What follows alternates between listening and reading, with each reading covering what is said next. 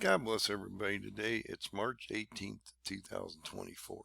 And what we're going to do today is we're going to look at my 117 step complete calendar of events. Now this is going to be a little longer video because this goes through verse by verse by verse through the Bible. It lays out the 22 chapters of Revelation so that you can understand it in a chronological fashion, because it is a chronological book if you cut out the 3 additional visions John has while he's in heaven. This is something I've never seen anyone else try to explain before in this fashion. And if you do it in this manner, it's fairly easy to understand, and you can usually explain how to read the book of Revelation in approximately 5 to 10 minutes to somebody, which is unusual because I can't find anybody that can hardly explain it all in the proper fashion so it makes any sense. So hopefully I can do that for you guys. So we're going to look at this area up here first, and I'm going to break this chart down into sections. But the chart, first thing I should explain is the chart has not changed any except for this text file over here on the right hand side. So this text file is what we're going to actually be looking at today. Okay. It's extremely important because this is a large chart, and I think it's really interesting that the chart has not changed in approximately 3 years. Now I did this chart back in like June of 21, I believe is the last time I had done a revision on it. So this really hasn't changed a lot. But the text file has, because now we have a better understanding of events that might match up with the actual chart itself and the events. So I want to show you a couple of these sections, explain why they're here, and then we'll go directly into the text portion of this file. So if you go back in that video, you realize that I had an image. It showed me that in Revelation 8:13 there was a warning from God, that there was a code there that we should realize that if we could understand what he was explaining, that it would actually show us how to break this book out properly. And so the verse that I allude to is when and I beheld and heard an eagle. Some books say angel. I'm using a Revised Standard Version on this because that's what I use. Flying through the midst of heaven, saying with a loud voice, Woe, woe, woe to the inhabitants of the earth, by reason of the other voices of the trumpet of the 3 angels which have yet to sound.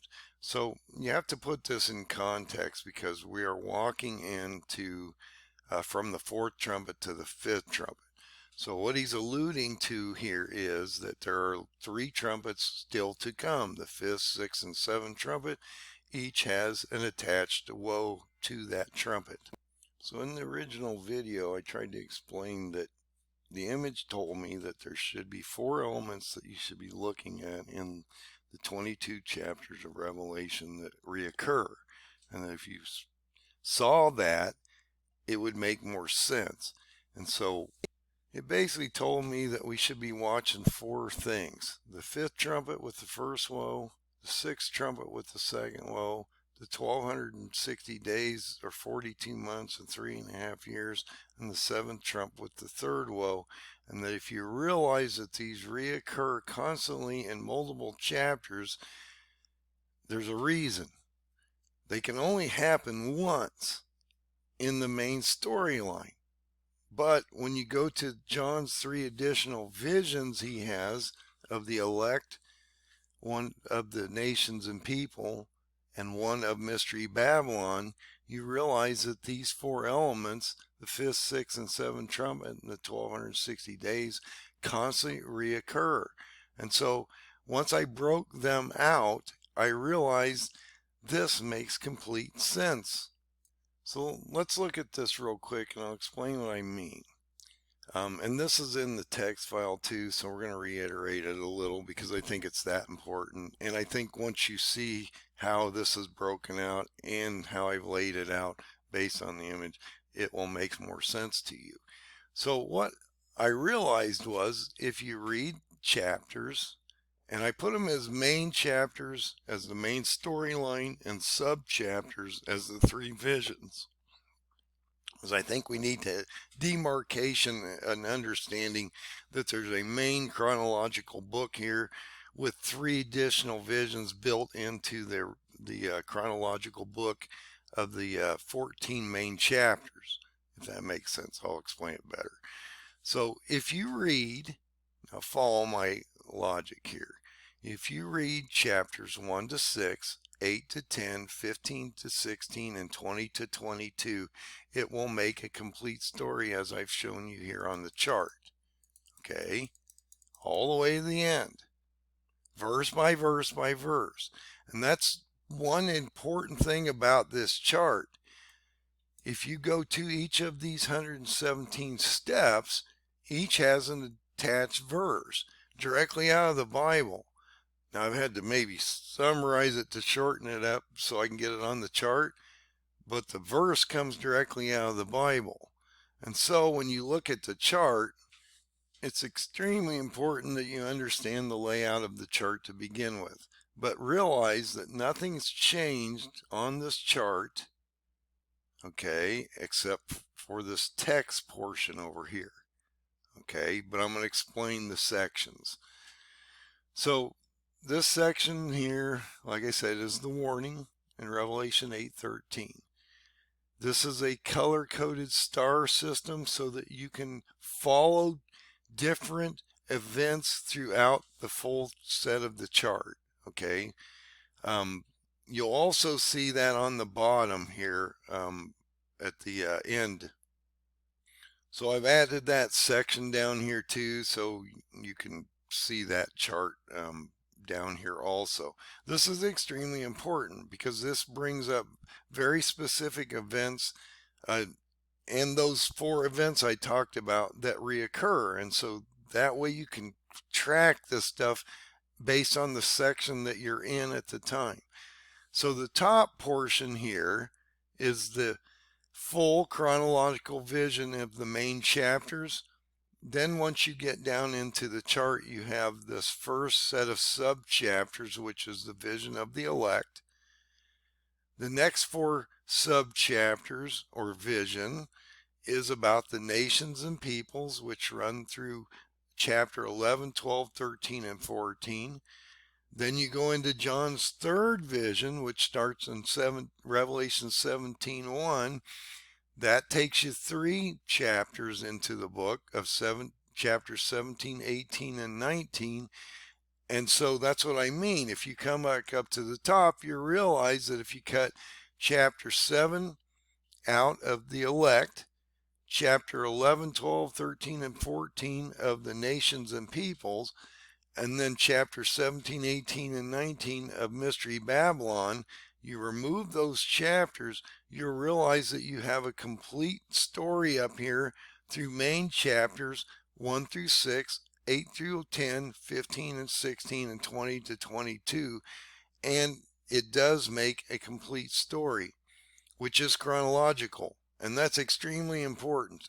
So when you come to the top of the chart, left-hand side corner, at the top, this is a complete story, guys. It's a chronological story if you remove John's 3 visions.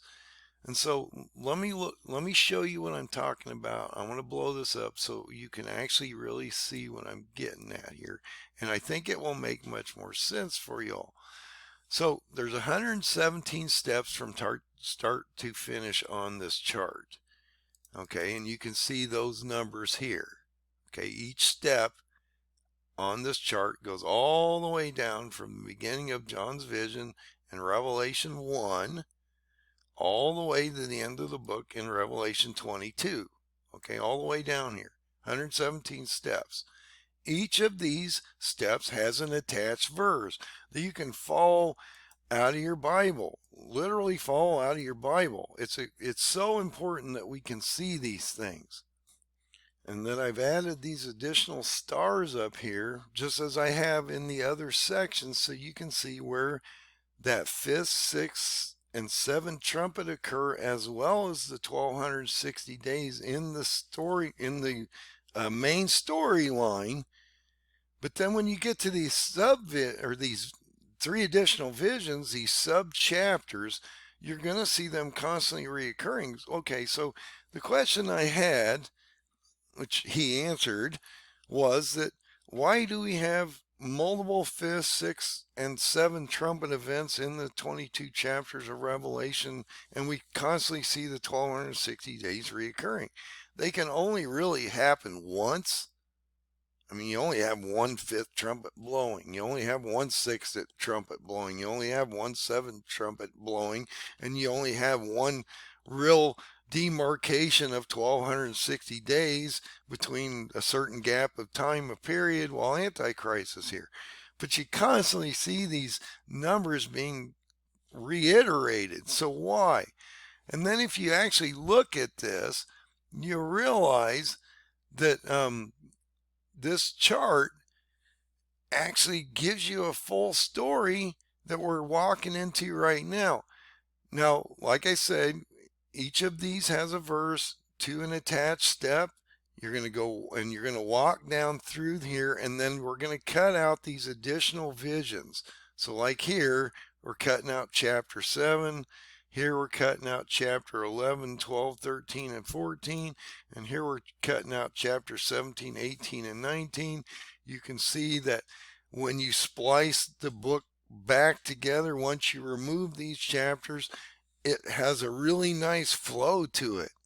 And it makes a lot of sense. And that's important, that we can make some sense of this extremely cool book of 22 chapters.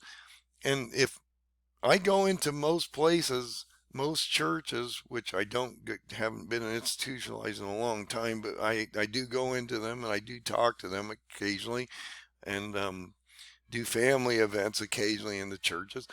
You do realize that most people don't know how to explain this book. So I want to explain it to you because I think it's extremely important, but I also want to walk through the rest of this chart also. So I've sort of built this transition between the main of chapters up here and the 3 subvisions below. And the way this works is it's like a flow chart. And look, God's pure logic. You should be able to build a flow chart off of his logic in the 22 chapters, which is what he's basically done here for us. So you have this original cutout of chapter 7 that gives you that prophecy of the elect. So that's all this next section is about this 3 subvisions that he has, or 3 visions, because John is taken up to heaven in Revelation 4:1, and then he has a vision in heaven. But while he's in heaven, he has 3 additional visions in heaven itself, which would be just crazy if you think about it. And when he's up there, he has this vision of the 144,000 elect in chapter 7. He has a 4-chapter vision in chapter 11, 12, 13, 14 about the nations and peoples. And then when you go to chapter 17, 18, and 19, he has a prophecy of Mystery Babylon, that you realize that's pretty cool. And that if you flow this out, and so what I've done here, let's blow this up just a little. I want to show you how this works. So I have these numbers here. Okay. So these numbers, all these numbers down here as they go through, actually follow the numbers up on the top. Okay. So if you go straight down from this star, you'll end up here, okay, in the chart. This is a good example because this purple star correlates with this purple star. And you'll see that as you walk down through the chart. See how that sort of works? You see these purple stars constantly forming? Those are additional events that are exactly the same in the subvisions. So you can see the multiple different options there. And you can also see, if you blow them up in here, you can see the numbers that correlate with everything above it.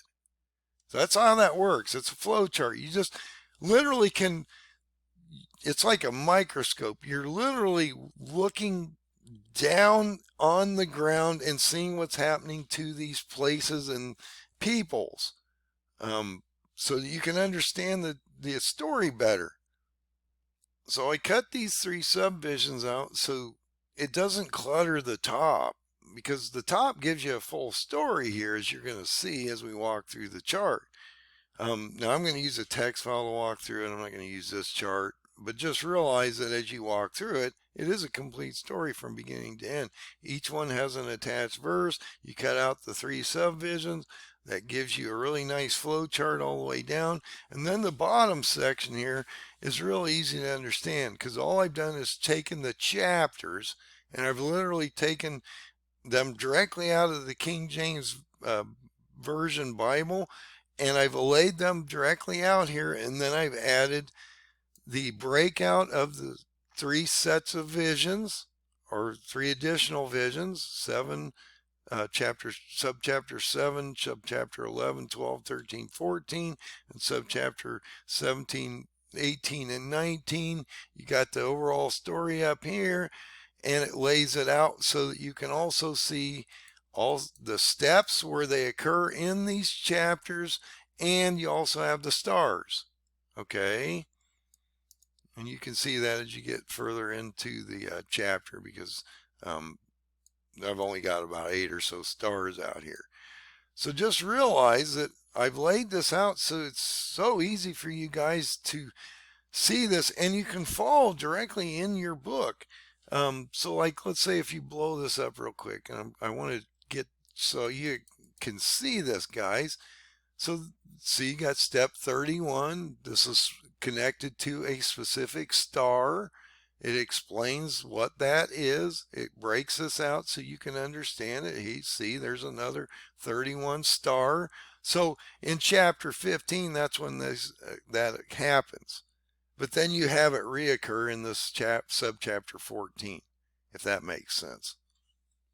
So basically that's what happens at the very bottom of the chart. You've got your 14 main chapters.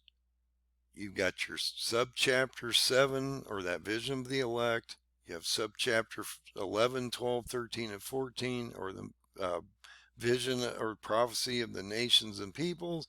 You have this last three sets of subchapters, 17, 18, and 19, which are the prophecy of Mystery Babylon.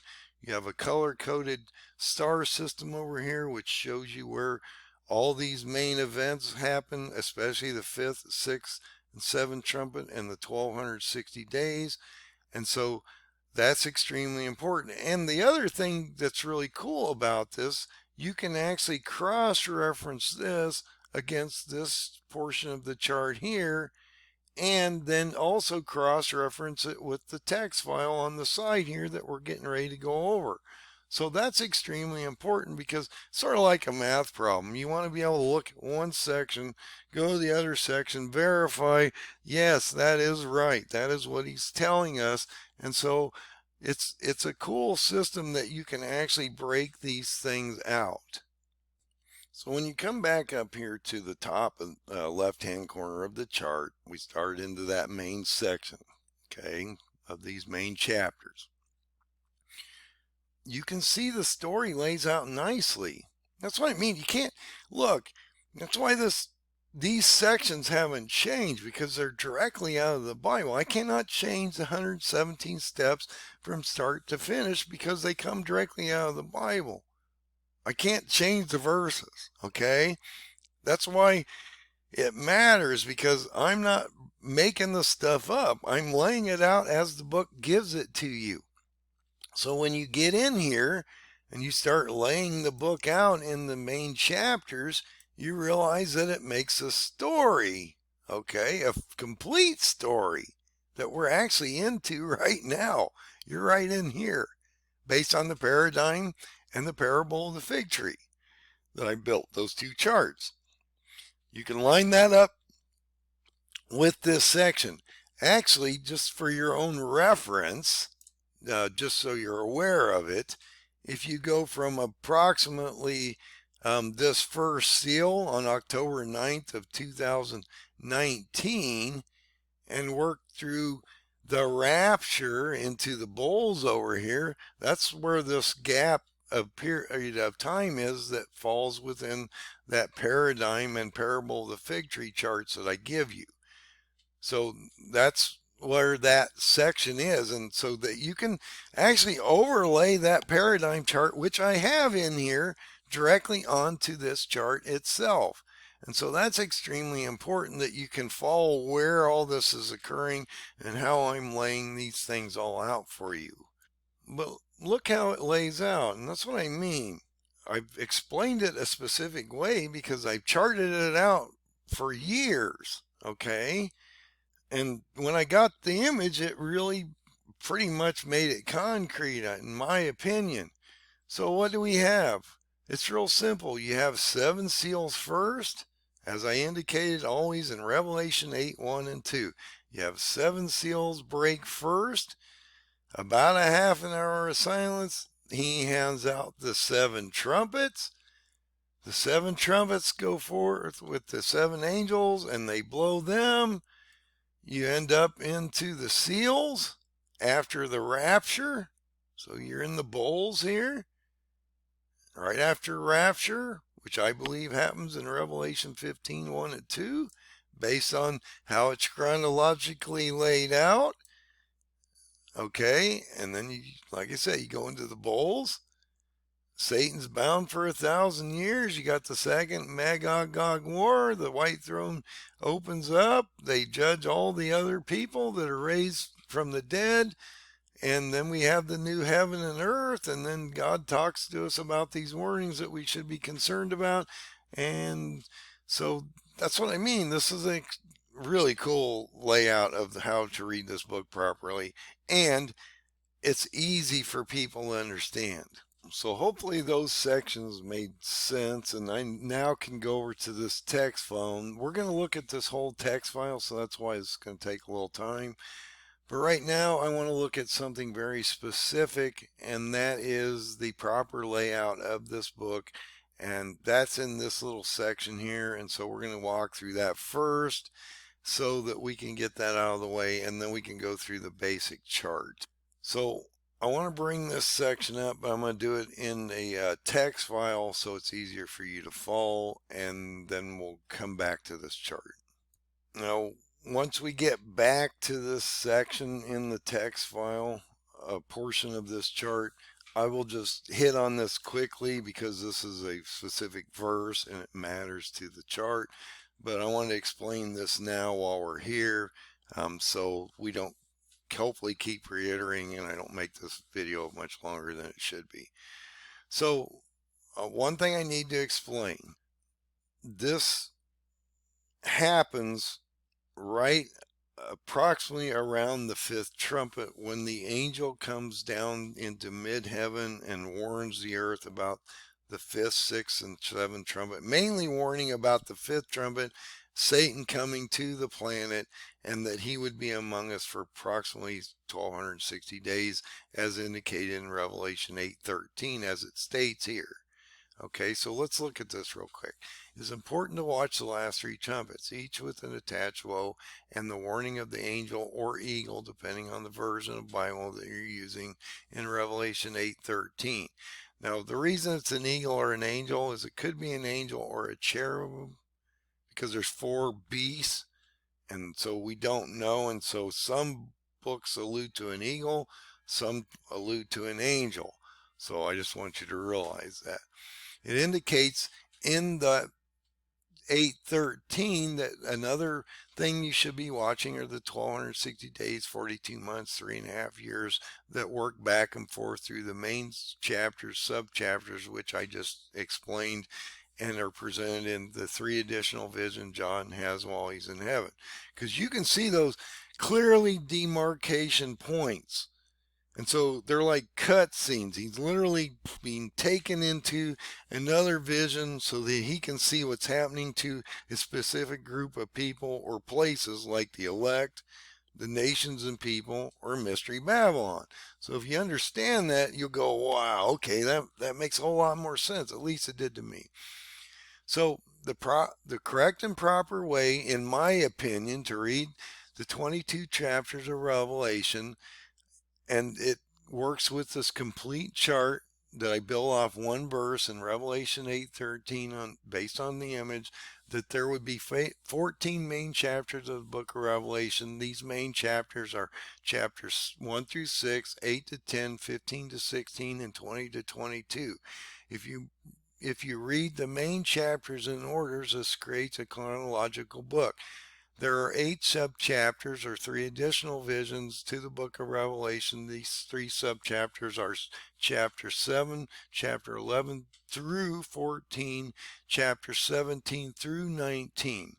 Okay, chapter 7 is a vision of the 144,000 elect and what will happen to them, how they'll basically go against they're sealed, they're selected and sealed. They go against Antichrist, and a lot of them perish in their process of testimony against him, trying to bring souls to our side of the equation. Chapter 11 through 14 is a vision of the nations and peoples. Chapter 17 through 19 is a vision of Mystery Babylon. The main chapters 1 to 6, 8 to 10 take us from the start of John's vision to the 7th trumpet, which is about to sound, but it does not in chapters 10, Revelation 10:7. He clearly tells you it's about to blow, but it doesn't blow. And when it does blow, you'll see the mystery of God revealed. And so that happens actually in Revelation 15:1. Then that's the rapture in 15:1 and 2. Okay. Subchapter 7 talks about how God's elect are chosen and sealed. This is in step 12 of the 117 steps. I've given you these demarcations so you can follow this. How the 4 angels will hold back the 4 winds until Revelation 9:13 through 16, which is the sounding of the 6th trumpet in step 21 when Antichrist and the false prophet rise. We then have 3.5 years to abomination of desolation in step 28, and then the sounding of the 7th trumpet and the Lord Jesus comes back on step 31. When you get into this step 74, the saints and martyrs of an elect of great tribulation will be raptured, taken away in step 32, right after step 31 up here, and they will tabernacle with God in step 74. So you can go to that chart and you can literally see that how this is laid out so it makes sense and we can follow that chart easier. This is a key to understanding Revelation 8:13, the warning that the angel gives us about the last 3 trumpets, the 5th, 6th, and 7th trumpet. Also, you have to look, as I'm going to indicate, about the 1260 days. Each of these last 3 trumpets, 5th, 6th, and 7th trumpet, have an attached woe in the main chapters. The 5th trumpet sounds in Revelation 9:1. So look at this. Excuse me. This is extremely important. So when do these events really occur? They can only occur once. And then they reoccur in these sub-chapters or 3 additional visions. But when do the 5th, 6th, and 7th trumpet and the 1260 days actually occur? They happen in the 5th trumpet happens in Revelation 9:1. The 6th trumpet sounds in Revelation 9:13. The 1260 days are stated in 9:15, and the 7th trumpet sounds on Revelation 15:1. But they reoccur in all those sub-chapters, and you see those 4 elements constantly recurring in chapter 7, 11 through 14, and 17 through 19. So you can actually see them, in chapter 12, chapter 13, chapter 18, they're constantly reoccurring. You can only have one 5th trumpet.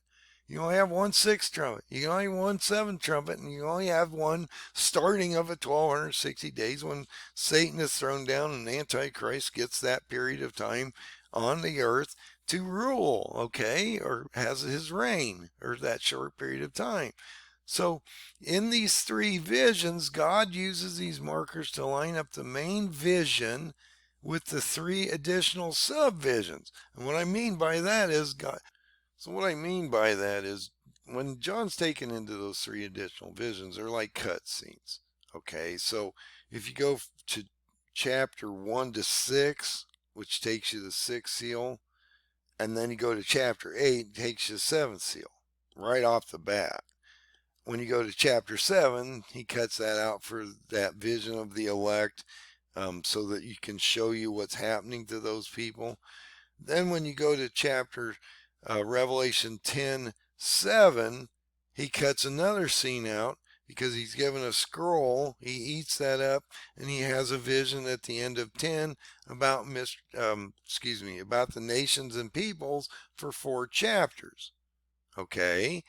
Then, if you go to chapter 17, Revelation 17:1, he immediately goes into a third vision, which is about Mystery Babylon. So if you cut those 3 additional visions out, and that gives you those 14 main chapters, that's what I mean. It gives you a complete story.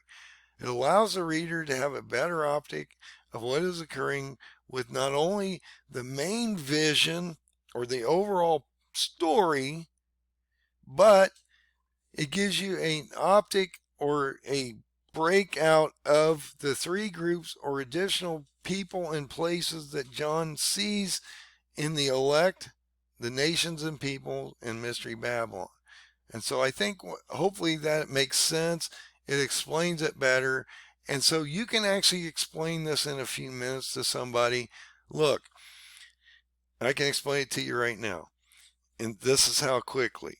If you want to read the proper order of the book of Revelation in chronological fashion, you want to read it in this fashion. You want to read chapters 1 to 6, 8 to 10, 15 to 16, and 20 to 22. That makes a chronological book. Then you add in the additional 3 subvisions of chapter 7, 11 through 14, and 17 through 19, which takes you into the visions of the elect, nations, and peoples, and you just layer them into the main book. And so it's that simple. It's that simple. Okay? And that's what I mean. The churches aren't teaching anybody in this because they don't exactly know how to read the book properly, and it's really not that hard. And I'm not trying to overemphasize this. It's really not that hard if you understand it properly. So I just want you to realize that that's in the chart here. You can see the 1260 days here and that key green marker, the star there, so you know about where it is in the chart. I'm not going to go back over that when we get to this section of the chart because I don't want to reiterate it too much. But I do believe it's important that you need to understand how to read the 22 chapters of Revelation in the proper fashion. And that when this angel was giving you this warning about the 3 woes, which are attached to the 3 trumpets, here, these 4 elements matter to the book in general, and that if you broke them out and saw that they were reoccurring events, it would make a whole lot more sense to us. So next, we're going to go directly into the text file here in the right-hand side of this chart. And I'm going to take you to an actual text file, which will be a whole lot easier to read. So I built this text file so that you could follow the 117 steps basically down through the book. And so each of these steps, so as you can see, each of the steps, there's 117 steps here, has an attached verse or verses, because you can lump some of them together, like the 7 churches are written letters to. So I'm not trying to shortcut anything here, but I don't think it's necessary that if we have this grouping of events that we can just add it to here. You can see what those events are. But as you can see, these events go directly down through as we're moving through the Bible, and I basically tried to take them directly out of the book. So I didn't, I can follow the Bible as closely as possible. And so I just want to explain that this is how this works. So let's start in chapter 1 and we'll start walking through this. I'm just going to follow the text file so that I don't get too off track here, and hopefully we don't make this too long a video. So when you go to step 1 in that chart, the angel sent from Jesus visits John in this verse. Now, I'm not going to go over the verses. And the other thing I should explain to you is each of these steps have multiple verses attached to them because they run throughout the Bible. So I am trying to add all the verses throughout the Bible that work with this very specific step. And so you may see one verse, or you may see 15 or 20 verses, depending on if it's like a 6 seal event or a 6 trumpet event, okay? So just realize that each of these, but the original verse in Revelation is the first one, okay, as you can see here. So I think that's extremely important. So let's start in this, and I'll show you what I mean by all this. So like I say, when you first start the book of Revelation, an angel is sent to John. He basically is writing letters to the 7 churches in Asia Minor. Jesus, the angel warns, Jesus's angel warns these churches and their shortcomings, which pretty much represent the whole world. He explains how some are lukewarm, some of them are pretty decent, some of them are terrible, some of them you should just stay away completely. And so I didn't want to get too deep into these. These are just the steps as you walk through the Bible so you can understand how this is laid out properly and know how to read the book in a fashion that makes sense.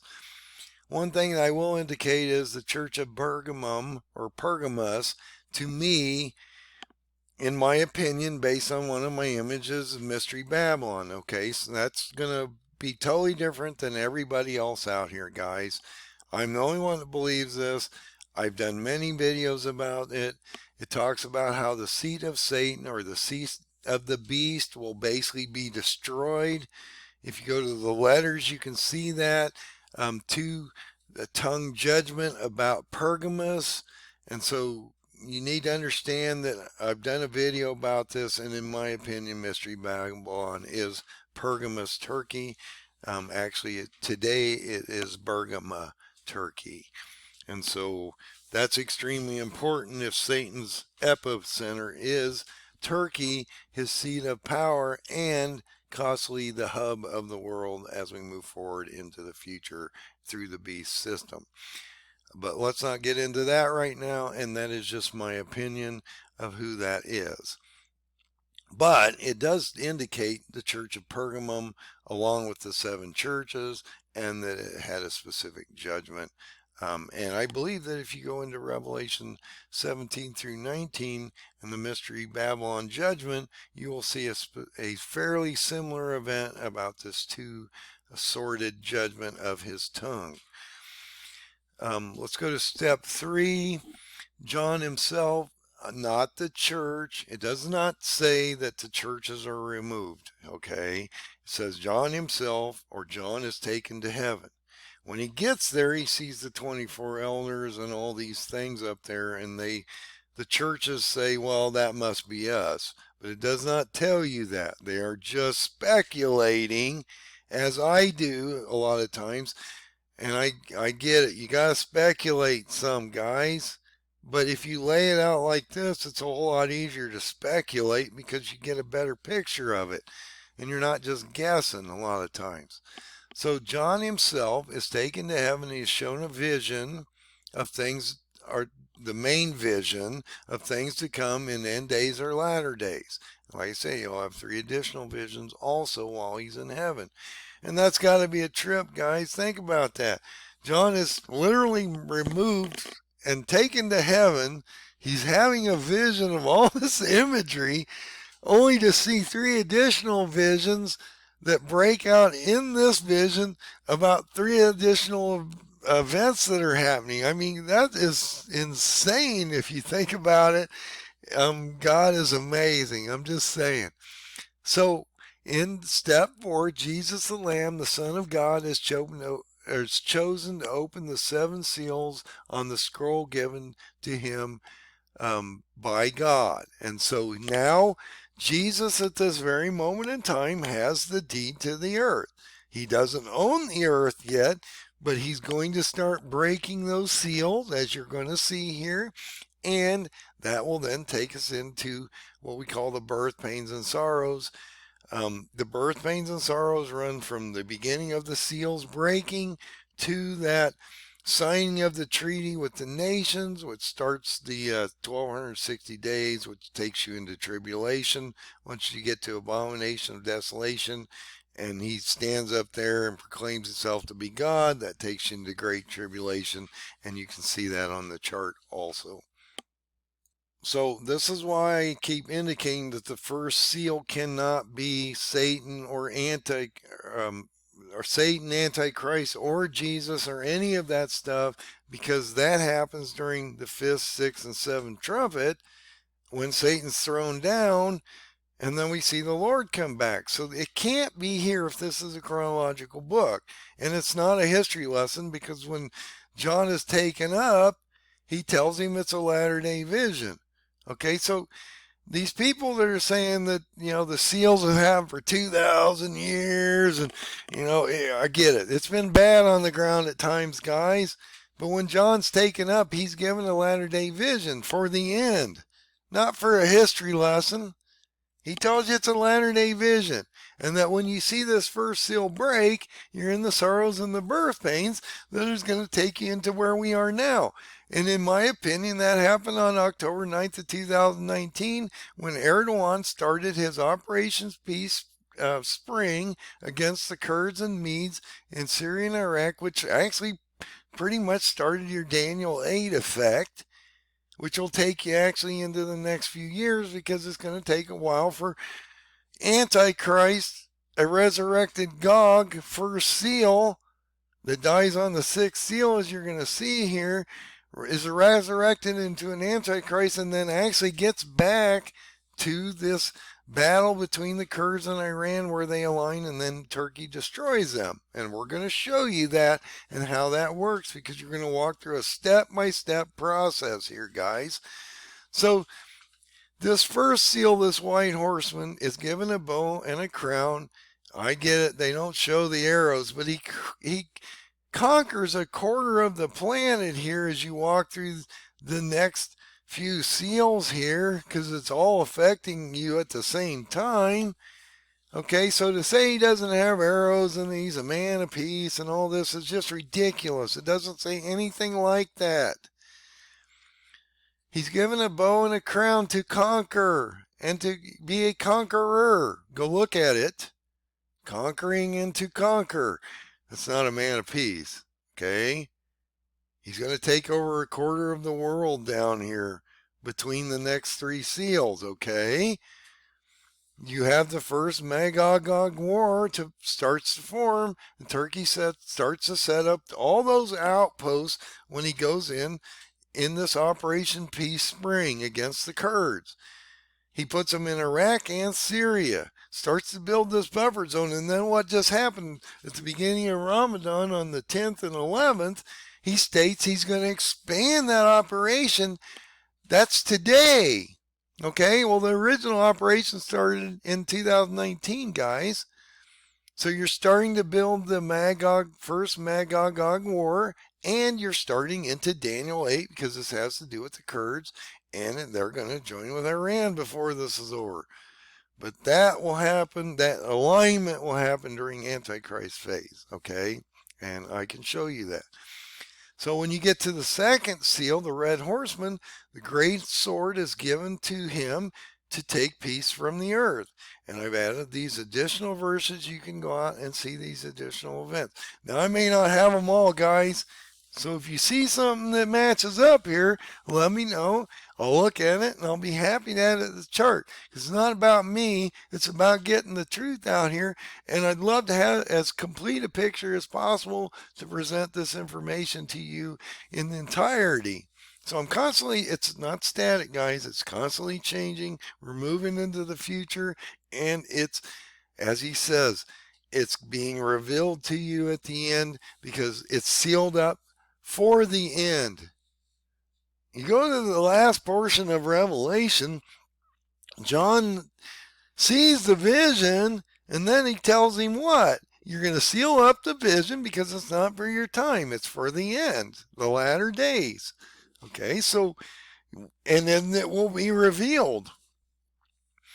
So if you go to the third seal, you have the black horseman, you have balances, famine, world economic upheaval, which we're having right now. You're getting ready to watch the banks collapse. I'm not lying about that one, guys. That bank window closed on March 11th. You got a Fed meeting on the 20th. Jay's had terrible CPI, PPI, and inflationary numbers.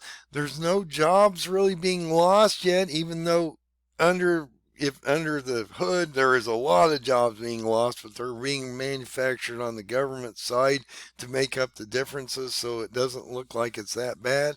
And people are getting a lot of part-time jobs to fulfill their void of their pay deficit to keep up with the bills. This is extremely important. So we're in this process of the third seal, and that's what I mean. These first four seals are happening right now. Okay, to the point where you're going to see the whole Middle East enveloped in this. And then you have what? The fifth seal martyrs down here, okay? That's extremely important right here. So these first four seals matter to us now because you're seeing all this break down. What happens when you get to the fourth seal? You have the pale horseman. Death is followed by Hades and hell, depending on the book you're reading or the version. It affects a quarter of the planet. All these things affect a quarter of the planet to kill by sword, hunger, death, and beasts of the wild. So this next one is extremely important and nobody talking about this stuff. So they stopped the continual burnt offerings and the daily sacrifices on the temple on April 5th of 2023 because they were having a Muslim, Jewish, holiday all at the same time on the temple, and they had to shut off these things so that they wouldn't have confrontation up there, which is a possibility of seeing something happen in the next few Fridays as you're walking into the end of Ramadan, as you watch these Muslims, approximately 80,000, especially that just went up there on the 15th. You're going to see that happen on the 22nd again on this Friday. You're going to have 80,000 Muslims come up to the Holy Temple, the Temple Mount, and that is in Ramadan, in this month of what they call rage that they've thrown down on us. That's not me. You go out and look. The month of rage of Ramadan, because of this stuff from Gaza that's going on. They want to do something, and so they're all coming together to have this attack on Israel.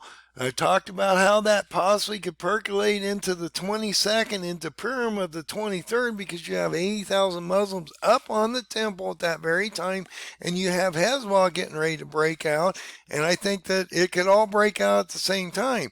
Now, you might have this happen on the 29th, which is a Friday, or the 5th of April, which is another Friday prior to the end of Ramadan, unlike the 9th or 10th of April itself, which is interesting timing on my chart.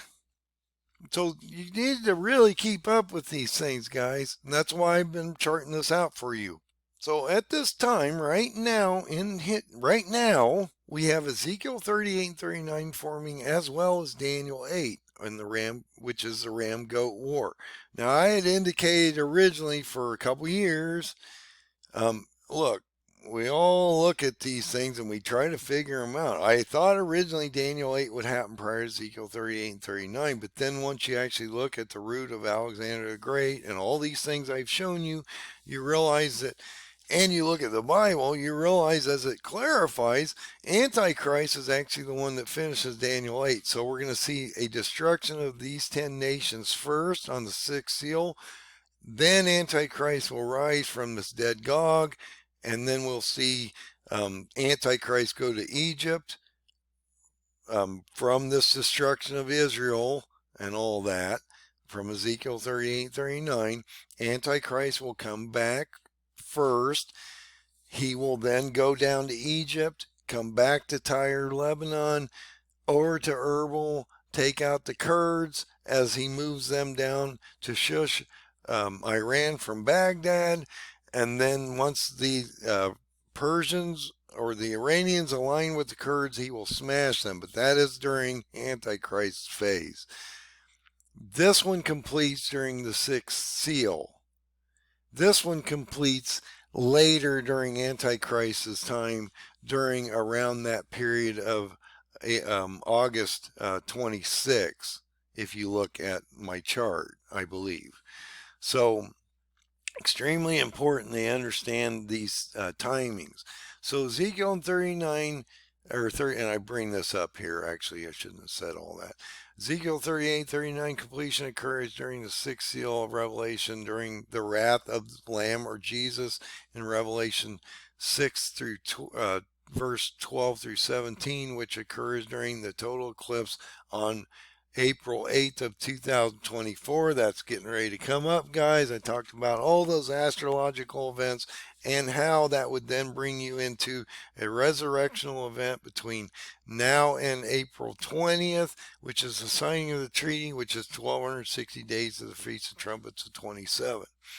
Destruction of the seventh kingdom or Ottomans, which is the seventh kingdom on the statue of Nebuchadnezzar's statue, which are the feet of clay and iron that aren't mixed, that don't mix, or they're like broken, they never get along, but they come together for a specific purpose, are moving into the eighth kingdom or the new beast kingdom, which comes about from this destruction of the 10 nations that form into a residue of 4 regions that then turn into a base kingdom, because the little horn comes forward out of one of those 4 regions and capitulates the other 3. Daniel 8 spans from the start of Ramadan. It actually probably started back when Erdogan came in and started to attack the Kurds originally, but this is going to ramp up. And the reason I bring up this date is this is the date that Erdogan just came out and indicated he was going to do a major, massive expansion into Syria and Iraq, which is basically he's getting ready to start an invasion. So you can look at that a couple different ways. This is going to into completion around June of 25. That's what, oh, actually it'd be 25 up there. I misquoted that. So it'd be June of 25, not June of 26. And that would be on the parable of the fig tree chart. That's why I should follow the text file and not out of my head. Psalm 90:10, parable or the paradigm of the 3 modern day king charts all work together here, guys. Daniel is sickened for 3 weeks. Now, this is where we talked about the original Hamas attack. We had talked about how I thought, I did a video a month or so prior to the actual attack, that we would see something happen between September 18th and October 9th. We actually saw that attack on October 10th or October 7th of 23. So what I was talking about in Daniel 10 is that he's sickened for 3 weeks or 21 days, and then he's shown a vision by Angel Michael and Gabriel between this date and that October 9th date, okay? And that we would see something happen because he's sickened, then he sees this vision, and it talks about Angel Michael is, or Israel is then going against Persia and Iran. And so I didn't know, what he was exactly talking about, if it was Iran, Persia itself, or these proxies. And we found out it was Hamas. Now it's getting ready to be Hezbollah. Houthis are already in this. You've got multi-factions actually attacking Israel now. Actually, 10 nations are getting ready to form against this country as we move forward in the next couple weeks here. that Daniel was sickened for these 3 weeks or 21 days. He has this vision, takes you into the paradigm of the modern day king's chart. Daniel is shown a vision of an attack on Israel through 10 nations of radicalized Muslims. Now I say radicalized Muslim because not all Muslims are bad. I just had to, look, I'm going to say this right now. I just had this conversation with a Muslim friend, and I was surprised how he framed the conversation. Of course, he's on Hamas's side. Of course, he's in the Quran. He doesn't believe in Jesus as the Son of God, but he believes in Jesus because Jesus is in the Quran. And I tried to explain, look, both sides of the equation, Christians and Muslims, have radicalized sectors. You know, you get into the Christians, we've had crusades because of the wars we fought against the Muslims and things like that. The Muslims have fought against other groups of people. But let's say today, just an example, the whites, I'll give you an example. I'm not trying to be racial in any way, shape, or form. I'm trying to explain that there are, tame people in both groups, and there are really radical people in both groups. So in our case, I'm going to give you this example. I'm a white guy. Okay, on our side of the equation, I'm not like this. We have the radicalized skinheads. Okay? I don't follow them, but they're radicalized. Okay? When you go to the Muslims, you have the radicalized groups like ISIS. Okay? Now, both sides have radicalized groups. Now, do we want to follow the radicalized groups? No. Look, we are not here as Christians to fight a holy war against the Muslims. That is not why we're here. And if you think that's your purpose on the other side, to fight the Christians as a radicalized Muslim or a Muslim in general, then you're mistaken, because we don't want violence.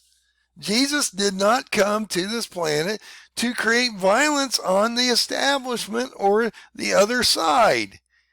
You know, when he was taken away to the Romans and Peter drew the sword and cut the guy's ear off, he stopped him. Why? He told him, we're not violent. It's not about that. This prepping you guys are doing and putting your oil in your lamp is not about getting ready to attack the other side. It is to put yourself in a condition where you can just bunker down and allow the madness to go around you. And I was surprised by his answer, because, he almost took the, or you're going to like attack my side? When we were talking, I'm like, dude, then you don't get us. I'm not even in institutionalized, religion at all. So I don't follow the institutionalized religion, and most institutionalized religions don't believe in violence anyway. You're taking this back to like the Crusades and stuff, man. I mean, and we can do the same with the Muslims. But you're not well, I don't think you're radicalized based on some of your answers. I question that, because, I don't want to create violence on my fellow man. I will protect myself and my family. I mean, if they're breaking in my doors and trying to kill us, then I guess I'll do what I have to do. But God says something extremely important to at least the Christians. If you fight with the sword, you will die with the sword. Okay? It's not our purpose to be a holy warrior out here with a sword.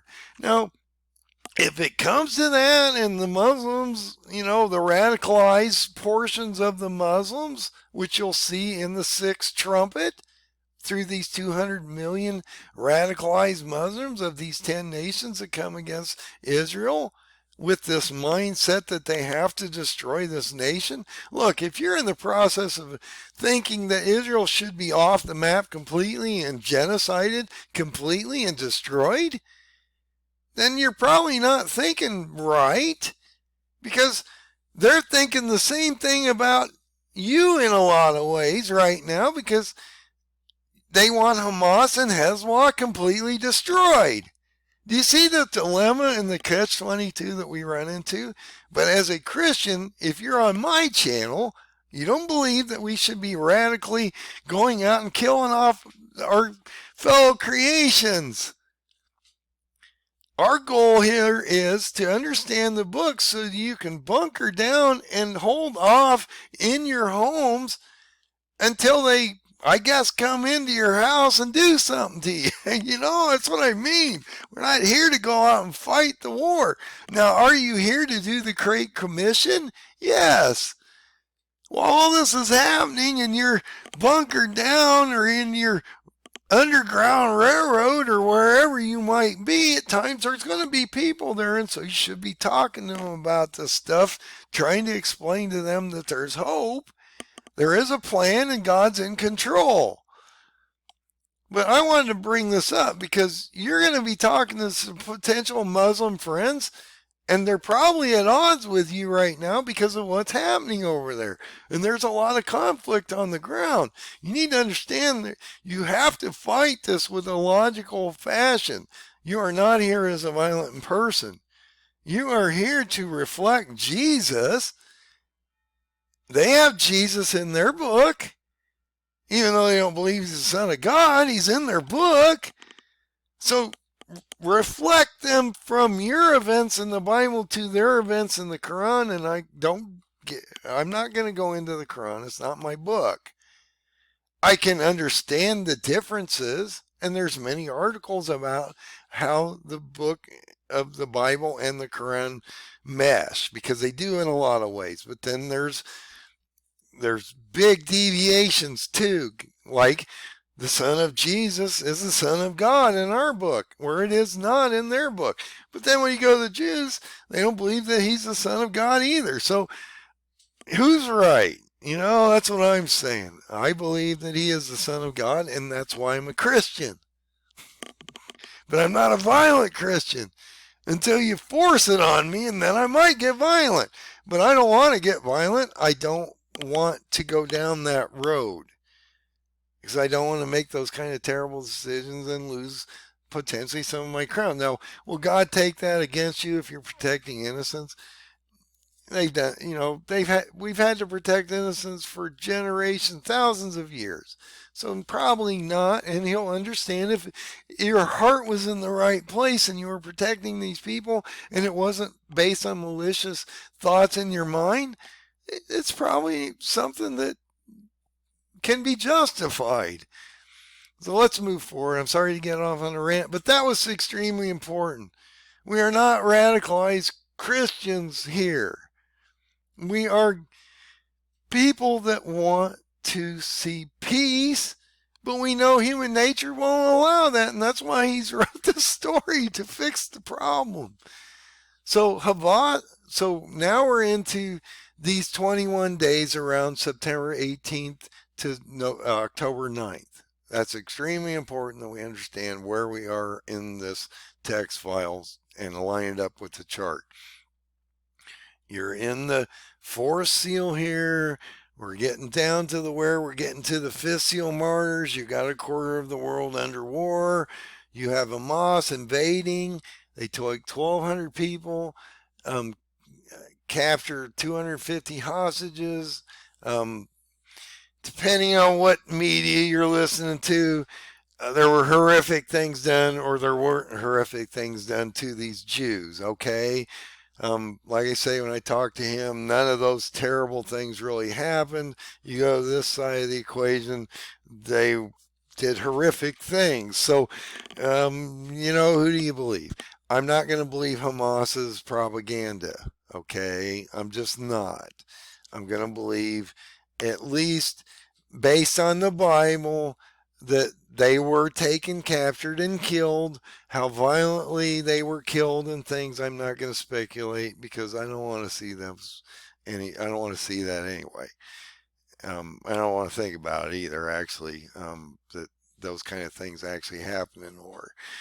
So Israel regroups and then invades Gaza, Palestine against Hamas through a retaliatory strike after securing their border again, which took approximately 2 days. So that's what I mean. That October 9th date was, he sends Israel, Angel Michael, then against them. So it actually did line up pretty well. Now, it's my concern, and I made a video, just my last video about this, how Hezbollah could attack while 80,000 Muslims are attending Ramadan on the Temple Mount during a secondary Friday Muslim prayer service. So literally you have 80,000 Muslims on the Temple Mount in Israel when you have a potential siege by Hezbollah coming up, or a security issue, or some kind of riot happens on the Temple Mount, which then sends even a portion or a percentage of these Muslims into a rage, that could turn out bad for Israel. And it could, I'm not saying one side or the other side will start it. It could be that something just stupid happens and it just breaks out on one side or the other. But it probably will. And then, like I say, you've got those two other Fridays that you have to think about, March 29th and April 5th, prior to the finish of Ramadan on like the 10th or the 11th of April. So that's what I mean. There's a lot happening, guys. So you got to watch this as you're walking into Purim here, okay? Because you might see this breakout, which would make sense. And I talked about how Isaac Herzog would be potentially captured on this date through the paradigm of the modern day three kings. And so it's extremely important that we keep all this in context. There's approximately 168 days between that attack from Hamas onto Purim. I don't know if that means anything. I just thought it was something we need to put in context. So this is how long the war will have continued from the start of the war on October 7th to this Saturday coming up. And then, like I say, on the 22nd, you have those 80,000 Muslims on the Holy Temple. Now, this is another thing I talked to about my Muslim friend. He said that, well, this time of Ramadan is a non-violent time. I said, okay, that's fine, but your leaders all just came out and said, in conjunction with Iran, that they wanted to create this sort of month of rage during this time. So how is that nonviolent? I mean, I'm trying to follow your side of the story, and I'm trying to be your friend, but it doesn't make sense. And I'm trying to explain this to you, but you're not necessarily listening to me because you think I'm this radicalized Christian or something. I'm not like that. And so I'm trying to explain to you, how do you have this month of rage during Ramadan, of this peaceful time, when we could have this breakout on the temple, which could turn into a nightmare? I mean, this could really be terrible if this breaks out. So I'm just trying to understand all the complexities of what could possibly happen here, and how that might affect us as we move forward in the next few weeks is insanity. But if you look at what's happening right now, you have to understand all these nations are literally getting ready to crush Israel. And so Netanyahu, in his infinite wisdom, says, basically, I have to eliminate both threats or we're not going to last at all. And that's another thing I tried to explain to him. Look, you got this country the size of New Jersey that's getting basically ready to be crushed by tenfold nations of Muslims. They're fighting for their survivability here. And you probably don't care, okay, because you're on the other side of the equation. Because one of his things that he said, and I'm not trying to beat you up, but you know, when you talk about how this was a statement, it threw me back. Look, this is something you guys are going to have to fight. We need to discuss some of this stuff. His question is, how could you follow the Jews or the Zionists? I said, well, come on, I'm a Christian. We have a Christian Jewish God, okay? So for you to ask me that question alone makes me question what you know about the Christians, number one, because the Bible's a Jewish Christian book, okay? It's about a Jewish Jesus. So you need to put that in context. And I'm not trying to get down on you here, but when you come to a Christian nation and you want to be in a Christian nation called the United States, and you become a citizen or whatever, you should become a Christian. And I know that, look, I'm not trying to convert you.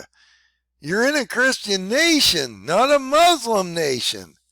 So when you come over and you want to, convert us to the Quran and a Muslim type nation? Look, I've known this guy since college. I'm 60 now. We've never had this conversation like this before. It never even came up. Now he sort of knew I was in this stuff, but I haven't seen him in years. I've seen him, but I don't see him that often anymore, like we back in college. And to bring these types of things up, man, you sound radicalized, dude. I'm not trying to get down on you, but wow, I don't want to kill my fellow man. And I'm not, of course I follow the Jewish faith because I'm a Christian, and that's what the Bible's built off of, and that's what this nation's built off of. So when you bring elements of groups that are not of Christian nature into our system, and you start to water it down, it changes you into a non-Christian nation. Wow, that's where we're at right now, folks. Look, I'm not trying to get down on people. I'm not trying to get down on the Muslims. I'm just saying, look, if you're a Christian nation, you should bring Christian people to hold your value systems, right? So when you bring Muslims into your government and they bring in things like Sharia law and things like that, that is not Christian. Okay? I'm not trying to say anything other than, look, once you start allowing these elements in, they then start to water down your whole system to the point it dilutes it and it isn't what it was originally. And you can say anything about the founding fathers that you want. They built a Christian document because they figured that was probably the best way to keep this nation together for 200 some years that we've been here. Okay? 240 years, whatever it is. So I want to get into these things, and I know this is going to take this into a longer video, but you need to think about these things while you're dealing with this. Look, it's not my purpose is to be upset with my Muslim friend. I'm concerned about him, and I want him to look. The only thing you need to understand if you're watching this video, and you're probably upset with me right now, is you need to understand that Jesus is the Son of God. You don't believe that in the Quran. We do as Christians. That is the one big difference. And that we're not violent. At least we don't want to be. So that's extremely important. So let's get back to this. So God allows 10 nations led by Turkey, Erdogan, and gives them 1 hour or 15 days on earth a power to attack Israel between basically March 20 through April 8th. And that's extremely important. Look, he gives 10 nations an hour of power. So if you take that into Antichrist time, look, that's a beast system built off one kingdom off 4 regions, okay? So you got to put this in context. The 10 nations are given the power for an hour or 15 days on earth based on a biblical calendar of 1,000 years of ours to 1 day of God in a prophetic calendar of 360-day period year.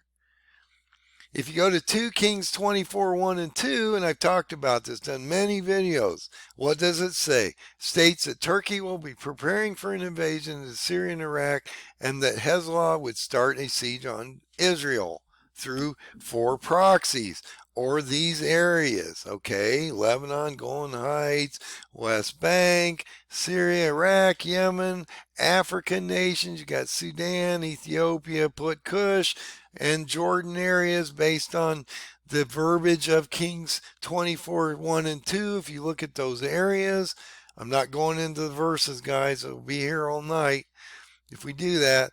Ezekiel 38, 4 states that a hook is placed in Gog of Ezekiel 38 and 39's mouth. He's brought back or to Israel. I originally thought it was from Egypt to Israel, but that isn't the case because he didn't get to Israel till the Antichrist is on the ground. So he's actually brought from Turkey to Israel, okay?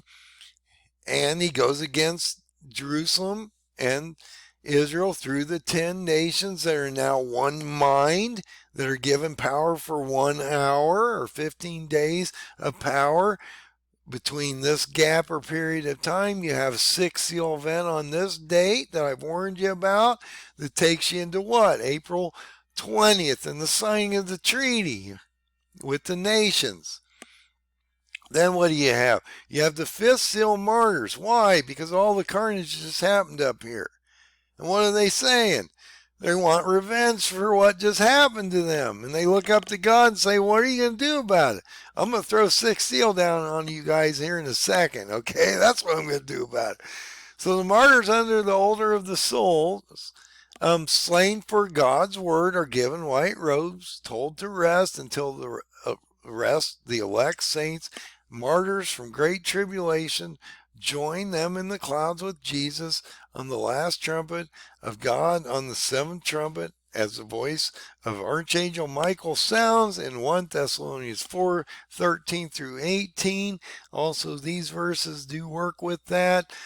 Turkey, Erdogan, Gog completes the unification of the 10 nations that attack Israel, which happens on, basically is forming to the 6th seal where they're destroyed. We're just getting ready to go into the 6th seal. They're one force, one mind, 10 toes of iron and clay. They're getting ready to be destroyed and move into the 8th kingdom. This is the 7th kingdom, or the Ottomans. The Ottoman footprint, Alexander's footprint, same thing. Now you're walking into a beast kingdom footprint. That's a breakdown between Daniel chapter 2, 7, and 8. You can see that morphing. That happens between these period of time into Purim. I talked about how we might see that siege on the 22nd of March due to this event of the temple being having 80,000 people up there. So that's extremely important. And if anything happens, guys, that will break out. They may have a small portion of radical fighters inside here, okay? 80,000 people, you take 1%, that's 8,000. That's a heck of an army, guys. I'm just saying, it doesn't take much when you got that many Muslims. That it's like a Trojan horse. They literally are walking into the Temple Mount and they're there. All I got to do is break out. Do you think that Israel has the capacity through security to stop 80,000 radicalized Muslims? Now, I'm not saying they all would, but if they did, think about it. It'd be terrible. And that may be why Isaac Herzog's not in a good place, because there's the capacity for him to be in the wrong place while this occurs. And I talked about on that first siege of the very first day of the 23rd, Isaac Herzog could be captured, as we're going to see as we move forward here. So you have the 6th seal break on April 8th of 2024. And I did a video about how that might happen and what might happen. Destruction of the 10 Muslim nations by the wrath of the Lamb or Jesus, which is Revelation 6:16, which is not the same as Revelation 15:1 and 2, which is the wrath of God, which are the 7 bowls which are not appointed for, and that's later in the story. So we're at the sixth seal event here and the first siege of Jerusalem. Now look, there's two sieges. There's one when Jehoiakim, which is Isaac Herzog, is the leader. Then he's captured. His son's brought in for a short period of time. And then Zedekiah is brought in.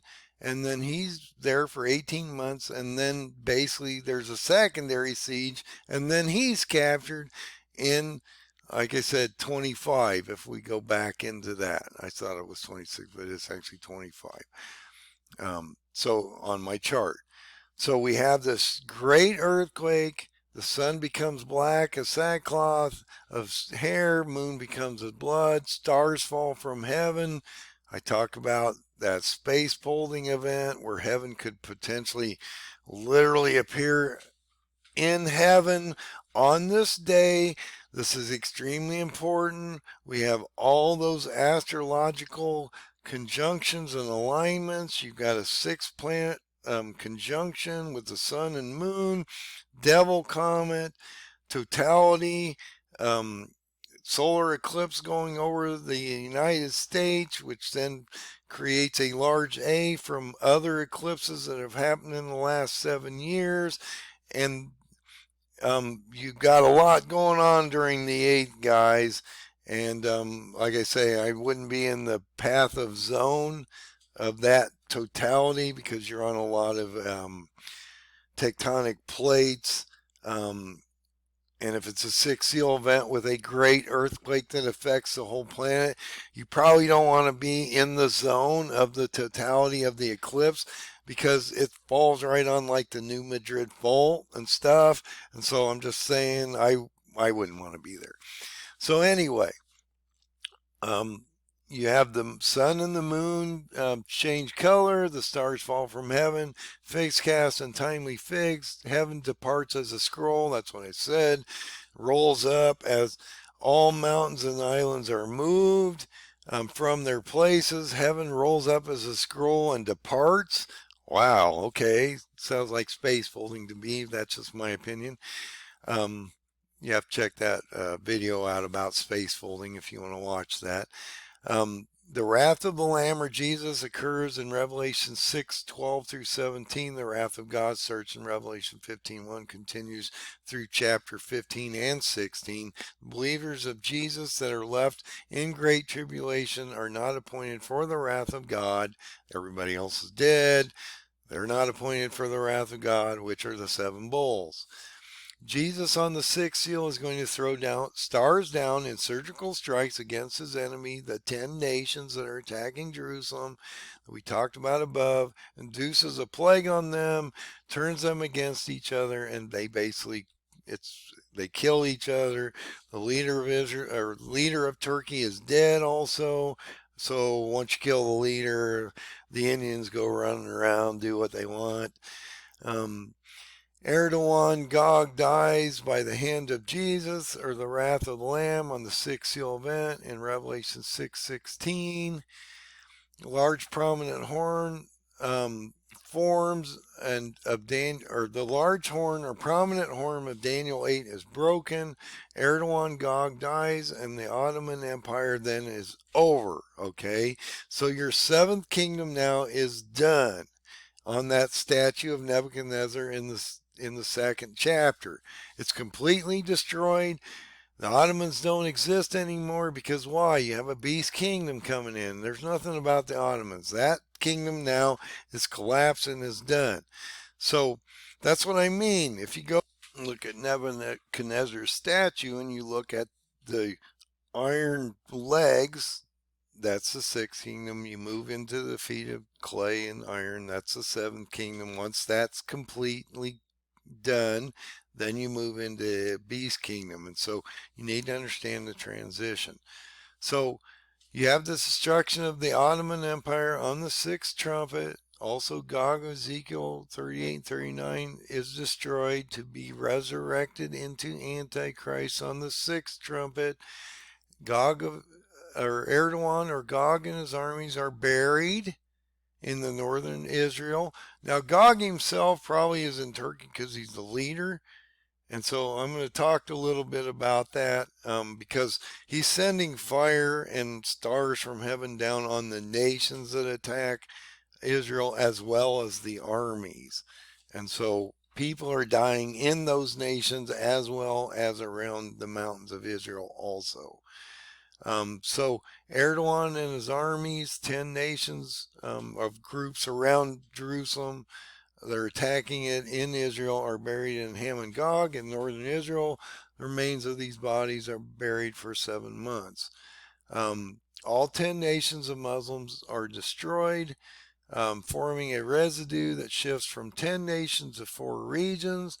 One from where a little horn appears out of Turkey, and so he overthrows the other 3 regions.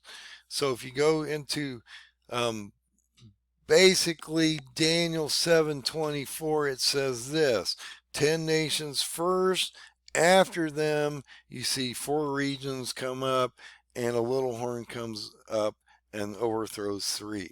Okay, so you want to sort of see that transition. And this is what I was trying to tell my Muslim friend also. Look, a lot of Jews are going to perish here as well as a lot of Muslims. This is bad on both sides. There's nothing good out here. I mean, it's just, I always say this, it's pure carnage. It's pure carnage. There's nothing good about any of this. I don't know what, if it's my voice or what. I think I'm excited about this kind of stuff. Give me a break. This is pure carnage. You're going to watch millions, if not billions of people literally perish on the face of the earth. What is good about that? If you're taking that out of my voice, I'm sorry. I don't mean to be that way. It's not like that. I am petrified about what's coming, guys. There's nothing nice. If you think that any of this stuff is awesome, other than it's God's plan, and you're going to get to the end of it and hopefully get to heaven, I'm sorry. I'm not in that boat. I don't want any of this to happen to any people. I'm empathetic to people, okay? That's why I'm out here explaining this to you guys. I don't want this, and I don't want you to end up in a bad place because you didn't put your oil in your lamp and you're just using spiritual oil to get there. You are going to be in a terrible place at the end of this. Put some oil in your lamp, physical as well as spiritual. So 2 out of 3 Jews perish in Jerusalem and Israel. Terrible. Millions of Jews are going to perish, as well as millions of Muslims. So my friend out there, if you're watching my video, it's a terrible day for both sides. Nobody wins until the end, when the Lord comes back and he takes us out of here. Okay? So we have all these Jews perish. Jerusalem's invaded. Only 1/3 of God's people, or the Jews that truly believe in Jesus, the Messianic Jews, are taken out. If you don't believe in Jesus and you're a Jew and you're in Israel or in Jerusalem right now, maybe you better find Jesus and know that he's the Son of God so you can be taken out here, okay? And not have to deal with this destructionary mode you're going to go through because you're hidden. You're taken into Jordan and Edom for 1260 days to be hidden out of this. So that's why when it says that they don't profane God anymore, or Jesus, why? Well, they just took him out of this nightmare scenario, put him in a hidden place for 1260 days. Would you profane him? Oh, I wouldn't think so. Okay? He just hid you. So, of course, they won't profane him anymore, but they won't have to deal with any of this anymore, and they'll be taken care of. The Ottoman Empire and Gog of Ezekiel 38 and 39 is now destroyed forever. But Daniel 8 is still in play here, guys, because you got to get into the Antichrist phase before Iran is destroyed. And the Kurds finally join them. So now you have this destruction of the Ottoman Empire. Seventh kingdom's dead to make way for the new beast kingdom, which is the eighth kingdom, the rise of Antichrist and false prophet. On the fifth, well, they Pitt rises on the fifth trumpet. Antichrist, false prophet rise on the sixth trumpet. Beast kingdom consists of heaven or seven heads, or if you look up to the statue from the beginning of the statue, the Egyptians to the Ottomans, seven heads or kingdoms ruled, and in the history of Israel to the eighth kingdom, and 10 nations at the end right now are getting ready to attack Israel as a unified group of one-minded people trying to destroy the nation of Israel itself. And that takes you into a beast kingdom, because that 10 nation area dies, turns into 4 regions. That vacuum happens, the 4 regions form, and then the beast comes out. Little horn overthrows the other 3 regions, turns it all into one big footprint called the Ottoman footprint, Alexander the Great's footprint, now the beast kingdom's footprint. You can see that in all the chapters of Daniel in 2, 7, and 8 here. Daniel's interpretation of Nebuchadnezzar's dream in chapter 2 explains the footprint of the beast king area. Beast that is and is not is himself the eighth king. Okay, Revelation 17 11, he belongs to the other 7 is going into destruction. Why? Because now the Ottoman Empire is dead, the 7th kingdom's gone, moving into the 8th kingdom. So 7 heads equals 7 kingdoms, past kingdom transformation into beast kingdoms that are stated in the order in Daniel chapter 2, 7, and 8. And I give you these right here in the chart, because I want you to understand what they are. It's that important. You have the Egyptian kingdom, the Assyrian kingdom, the Babylonian kingdom of Nebuchadnezzar. He told him he was the head of gold. If he knew that, he would understand as you move forward in the history of the Jews where we would end up in the 8th kingdom, because you have a point of reference here. Also, the kingdom of gold represents the lion in Daniel 2, 7, and 8, as well as the bear represents Iran, as well as Turkey represents the leopard. So you can follow that. You've got the 3rd kingdom, like I said, which is Nebuchadnezzar, the head of gold, the Babylonians. You have the Medo-Persians, which is the silver shoulders, Iran, or the Shia bear. There's Sunni in that also, but it's the bear. One side is higher than the other, guys. The Medo-Persians. The Persians rule or a much stronger force than the Medes, okay, or the Kurds. The bear with the one side higher. Think about these things. And it has imagery in 7 that goes over a lot of that if you look at it, which reflects in Daniel's stories, as I've shown you in the other chart that I'm going to redo and show you soon. So you got the 5th kingdom, the Bronze Waist, the Meso-Grecian army, or the Grecian Macedonian army, empire, including Turkey. And think about it. I'm going to explain this to you also right now. This is now a future thing, because you had Saddam Hussein fall first. You have the Iranians getting ready to fall next, because Antichrist is going to come back. He's from Turkey. And then you will have Antichrist fall at the end during the bowls, okay, which will then take you into Jesus's kingdom. Okay, so in the 6th kingdom, on the statue of Nebuchadnezzar, you have the iron legs of Rome. It has 2 divisions. It went from over by Greece. It converts into Turkey. It's moved. We talked about this. The Roman Empire is literally moved to Turkey, turns into 2 divisions of the Eastern and Western divisions, and then it's overthrown by the Ottomans.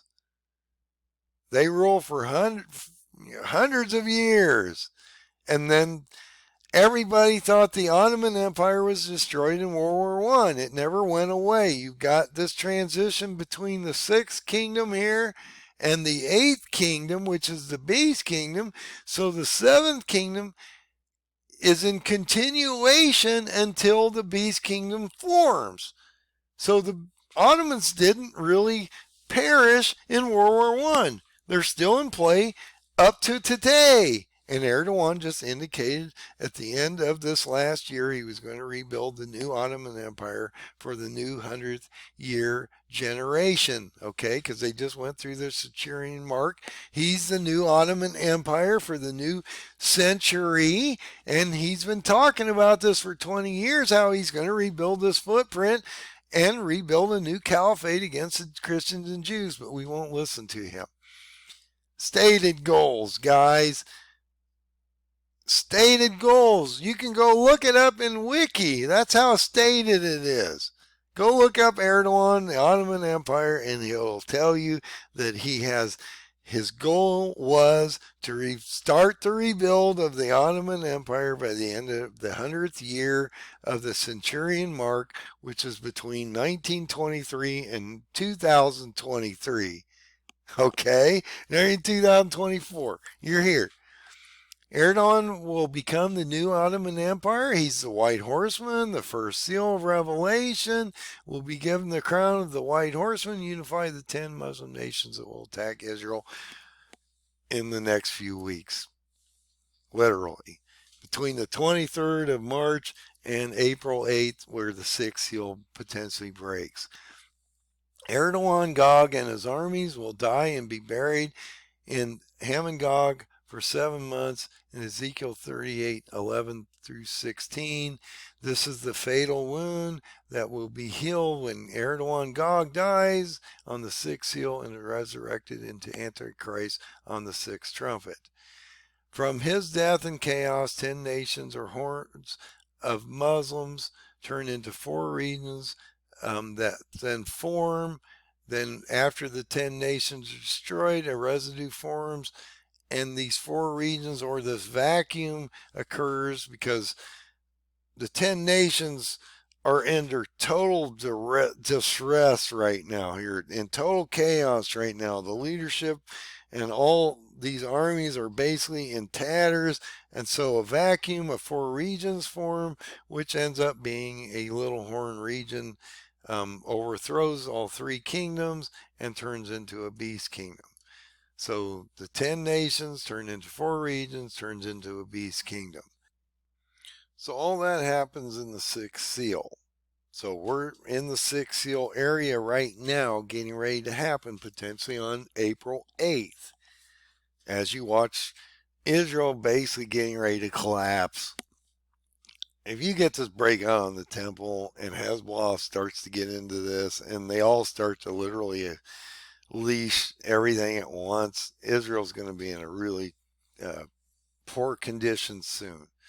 So when you get into step 11 at the end of the 6th seal, what happens? All men great hide and small hide in the rocks among the mountains and pray that the rocks fall on them. That takes you to the end of chapter 6. That takes you then into subchapter 7, which is about the elect. So when you go to the end of chapter 6 to chapter 8, that then takes you to the 7th seal, okay? But then we're going to talk about chapter 7, which is the chapter about the elect. Now, I put a demarcation here because I wanted to explain a few things here, and you can follow the steps in the 117 step chart. Okay, so this gives you some demarcations also where these things happen, so you can go back up to the chart. You can literally see where they occur in the chart. So excuse me. So we've talked about how subchapter 7, or that first vision about the elect, talks about how God's elect, or 144,000 chosen, are sealed by God. That's in step 12, how the 4 angels hold back the 4 winds during Revelation, or until Revelation 9:13 through 16, which is the sounding of the 6th trumpet. They're held back on the 7th seal. released on the seventh trumpet when Antichrist and the false prophet rises. We then have 3.5 years from the signing of the 7-year treaty to the sounding of the seventh trumpet when the Lord Jesus comes back in step 31. And the reason I say that there's a contradiction here that we truly believe as man is that there's a 7-year treaty that actually completes. It's never completed. You may sign a 7-year treaty, but Antichrist is only here for 3.5 years. So I don't care what man does. We can sign 7-year treaties all day long, and that may be a 7-year treaty, but he's only here for 3.5 years, 1,260 days, or 42 months. So, and that reflects on my chart, especially as you look at this next designation. The nations will never complete the 7-year treaty designation, since Antichrist is only here for the 1,260 days, 42 months, or 3.5 years. The dead in Christ rise first, then the saints, elect, and martyrs of great tribulation will be raptured, taken away in 32. You got step 31 here, 3.5 years, the Lord comes back, you have rapture. We tabernacle with God in step 24, and we are with Jesus and God in heaven, millennial, and the eternity. 4 angels stand at the 4 corners of the earth and hold back the 4 winds of earth until the release on the 7th trumpet. This is a 7th seal event, as indicated up here. Okay, so we're in the 7th chapter between the 6th and 7th seal. The 4 angels are told not to hurt earth until God's servant or elect are chosen and sealed, which are the 144,000 from the 12 tribes. I also indicate that possibly one of these is a Gentile line due to that Ruth was a Gentile woman. And so I've asked many times, never got any real good answer, how you have a pure Jewish line with a Gentile woman named Ruth, which was a great whatever grandmother to David. I'm just asking question, guys. I'm not throwing down blasphemy. I want to know how that works. How do you have a Gentile woman named Ruth, which is a great whatever grandmother to David, which is King David's line of the Jews, and that's a pure Jewish line? I just don't understand it, and maybe it's just I don't understand it. She's married to a Jew, I'm not saying that, and she's been brought forward as a new Jew in her faith. I get it, but she's a biological Gentile. She's not a Jewish woman. I don't get it, just like I don't always get the Jewish calendars. Anyway, let's just throwing that down, guys. Something to think about. How does that happen? How does that occur? If you can answer that question, please put it in the comments. So we get into this next section. You are now into the 7th seal. There is about a silence of a half an hour, which is about 7.5 days on earth. I've explained that breakdown. Once all 7 seals are broken, 7 angels are given 7 trumpets. Look, the verses are still here, guys. We're following the book. You can follow these verses. Each step has a verse, okay? There's a lot of stuff in between them, but each step has a verse. Once all 7 seals are broken, 7 angels are given 7 trumpets.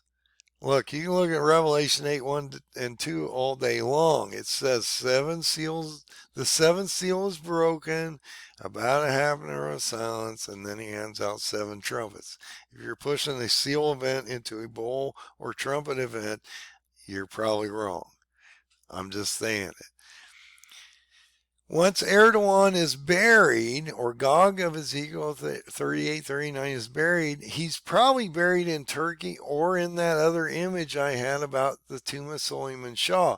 Now, I just posted an article about how they just put this huge defensive plan together about the tomb of Suleiman Shah. This hasn't been mentioned in years, guys. So other than they keep moving it, and it's a Turkish-owned tomb in Syria, and they keep moving it closer to Turkey, which if you go out and look at the tomb of Suleiman Shah, which is one of the first sultans, that might be something that they think about doing a ceremony with Erdogan. And I had an image about this place which either alluded that something would happen here with Erdogan or it was an Ottoman thing. And that's why we're here. It's an Ottoman thing. And that these armies, that he would be buried either in Turkey, because that's where he's at. The leader of Turkey is not going to be in Israel when the sixth seal goes off. He's going to be in Turkey, probably. But he could be buried here or here. And that his armies will be buried in the northern, at least the area around Israel, those armies that die will be buried in Ham and Gog in northern Israel. If you go into the step 13, angel fills censer with fire, prayers of saints, throw them to earth. You hear the voices, thunderings, lightnings, and earthquakes, and that is something going off in heaven, guys, okay? Warning us of all these things that are getting ready to happen. The first 5 trumpets, I believe, will be in quick procession, which will magnify the incident of Antichrist and the false prophet, which are the 2 beasts of the sea, which is Antichrist, and the beast of the earth, which is the false prophet, on the 6th trumpet. The first trumpet, 33%, or a third of the earth, plant life is destroyed. So look at these events. Right after the 6th seal and all this destruction up here of all these people, you then start watching a third of the earth or big sections of the planet literally destroyed by this trumpet phase that are given out as you walk into an Antichrist phase. That's what I mean. It will be dire on the ground. A lot of people will be ready to be taken out of their misery, and they'll sign that dotted line to join the beast system as you walk in 1260 days. You don't want to do that. And you need to realize when this first star falls from heaven on the 6th or 5th trumpet, forms into an Antichrist on the 6th trumpet, you don't want to follow this guy. He's not the one Jesus warned. He is the one Jesus warned you about, the Antichrist, not him. He doesn't come back yet. He's going to come back on the 7th trumpet. So a third of the plant life is destroyed. You have hail and fire mingle with blood that's cast upon the earth. A third part of the trees are burned up. All green grasses burn up. Probably in those areas. I don't think all green grasses burn up on the whole planet, because it indicates green grass later as we move forward. So I'm just saying I don't think all green grasses burn up here, probably just in this third of the area where it's dropped. Second trumpet, 33% of sea and sea life are destroyed. And this is interesting because we just had, now I said something about the area around the Bering Sea and Russia, but you got that massive volcano now in Iceland that's going off, so that could be a potential. 2 in this event, the great mountain burning volcano with fire was cast into the sea, which would create a huge tsunami, because literally it's plucking it out of the ground, launching it up in the air, throwing it into the sea, and creating a tsunami effect in probably an ocean area like the Northern Pacific. I'm just saying. I don't know where he'd throw the one from Iceland. Maybe in the Northern Pacific. I guess he could throw it in any ocean he wants to, or any sea. And maybe it is a sea and not an ocean. That's something else you got to think about. I don't know which sea it is. I'm just guessing on that one. There's a lot of active volcanoes, but if you take a big chunk like a rock that's burning with flame and you take that whole section and pull it out of the ground and throw it in the ocean, it's probably not going to end up good for a lot of people around those waters and ocean front line, shorelines. So a third part of the sea becomes blood. A third part of the creatures basically die, and all the ships are destroyed, and all the creatures in the sea die, and it's just a terrible day. All this is terrible, guys. I want to get to the end of the story, but I really don't want to go through it. I'm glad he gave us a manual so we can wade through this because we don't have Jesus here and we don't have the prophets here. We have a manual, and that's why it's unveiled to you because you have a manual to follow. Anybody that says that you can't know the events and you don't have anything but blindness and darkness going into this probably doesn't know what they're talking about. In my opinion, this could affect the whole northern Pacific region or a region similar to that. I mean, you got to have some latitude here. I don't know exactly where he's going to throw it in. I've made videos of where I think that might happen. But I just saw an uptick in the Iceland volcano, so that's a really good possibility there.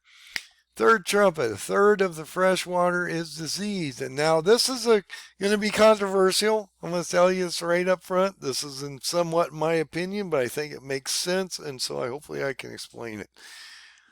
There fell a great star. I believe it's Archangel Michael because he's getting ready to open the pit on the fifth trumpet, which is also a star event where a star falls out of the sky. And then you also have the fifth trumpet where a star is falling from heaven called Satan to earth, which is then bringing forth Antichrist. So these stars matter. This is a great star, which is probably an archangel from heaven burning like a lamp. And he steps on or falls on the rivers and the fountains of the oceans or waters or seas and poisons them, called wormwood. This great star, Archangel Michael, falls, and literally when he's brought down to bring Satan down from heaven from the fifth trumpet, which we're getting ready to watch here, when he steps his feet on the earth and the sea, he poisons them. That's how I take it. You may not take that. And then he gets ready to open the bottomless pit and bring Satan from heaven to earth for the 1260 days of Antichrist. So, in my opinion, and I may be wrong, this star could be Archangel Michael, and he's like a burning lamp. He falls from heaven, or just as Satan falls from heaven. They always fall from heaven. I love this way he states it.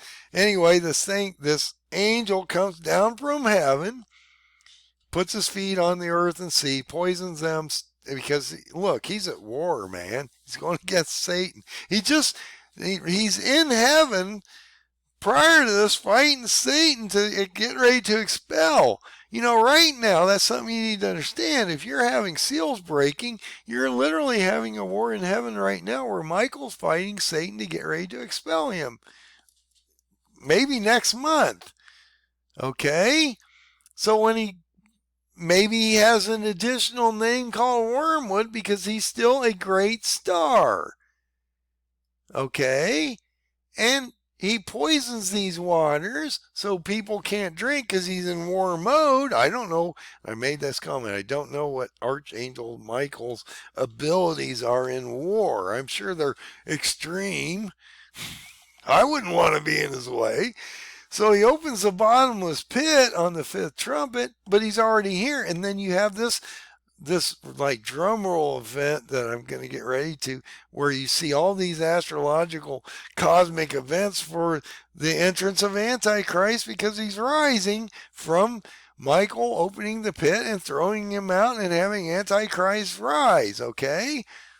Hopefully that makes sense. But you might have this resurrection in Turkey or in this tomb of Suleiman Shah. Now, that's what I mean. This might affect large portions of the planet because you have this volcano being thrown in the ocean somewhere, maybe in the North Pacific, but the poisoning of the waters around the pit opening in Turkey or in that area where the bottomless pit opens up. So that may not actually all happen. I thought maybe it all happened at one place or 1/3 of the planet, but it actually might affect more of the earth than you realize. So this could get really ugly on the ground if that is the case. and it's more encompassing than just 1/3 of the planet, where you have a volcano thrown in that would affect one section of the planet, but Michael would come down, or Wormwood, or whatever that star is, hit another place, poison those waters, and then you have a pit open up underneath this guy in Syria and Iraq, um, or uh, or Syria, and or where this tomb of Suleiman Shah is. I'm sorry, I lost train of thought. And where Turkey is, that could affect two different areas. I'm just trying to throw that down as a possibility. So the bottomless pit opens for the resurrection event as Michael is standing on the bottomless pit, probably poisoning the waters underneath him because he's getting ready to deal with the Antichrist that's getting ready to come forward. He's already fighting Israel or Iran. Okay. So he's going against Iran while he's also fighting a war in heaven. He's a busy guy right now, guys. In my opinion, the resurrection of Antichrist will occur in Turkey or in Tomb Suleiman Shah. I'm sorry, I read that already, which is in Iraq. Glad I wrote that down because I get confused on Syria or Iraq. It is Turkish owned in another country. So you have the fourth trumpet, and that's where this drum roll happens. You have the third of the sun smitten, a third part of the moon, a third part of the stars. So the verbiage is crazy here. So as a third part of them is darkened, and the day shown not a third part of it.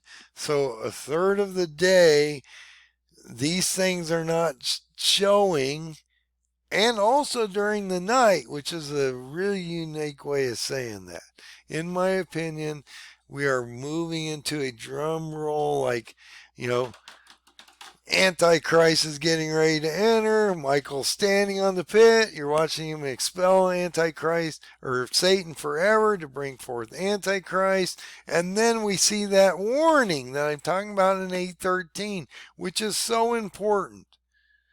John sees this angel or eagle flying through mid-heaven and announces a warning to the nations and people in chapter 11 through 14 about the three woes and why that matters.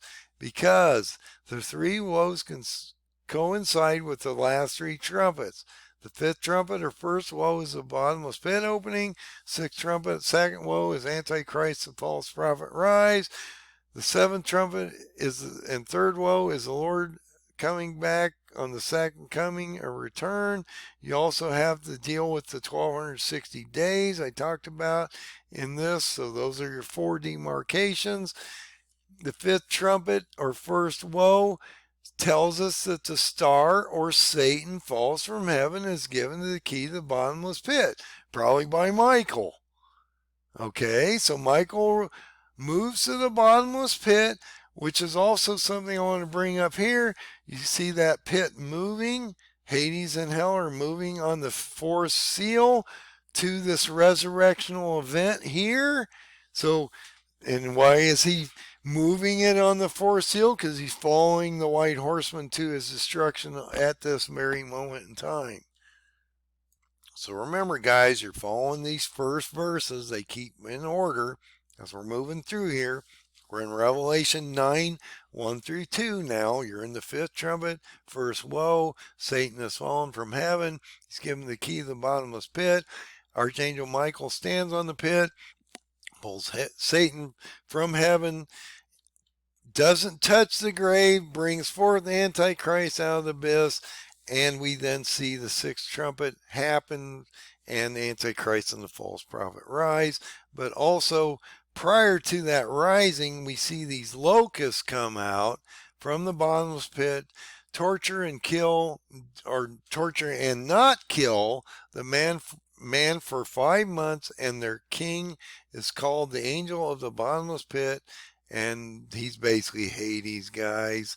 But understand that Hades rules the bottomless pit and is holding something down in there. You'll see that in Isaiah 14 as we move forward, that is brought forth as an abominable branch. This is not a normal man. This is a supernatural being that's brought forward. So anybody that's telling you this is like Macron, Obama, Trump, Pope, anybody out there, King Charlie, anything like that, really does look at the Bible and understand that this thing's coming literally out of hell, run by Hades. Okay, they are not to hurt anyone with the seal of God on their foreheads. This is the end of the first woe, so that's attached to the sixth trumpet, or I mean the fifth trumpet, and that's what I mean. Revelation 8:13 is so important in our understanding. One verse, so powerful. Sixth trumpet, second woe. He loosens the four winds, okay, which were held on the seventh seal. Now they're released, and he sends these four angels against the rivers Euphrates, and so the winds are released now. For what? The 1260 days while Antichrist is on the ground. So Antichrist, the beast of the sea, rises. False prophet rises, which is the beast of the earth. This dead Erdogan Gog is being held in this abyss in hell or Hades. He's brought forward. Erdogan Gog is resurrected out of Ham and Gog into Antichrist. And I probably should change that, because in reality, that is Antichrist coming out of probably Turkey or that Suleiman Shah area.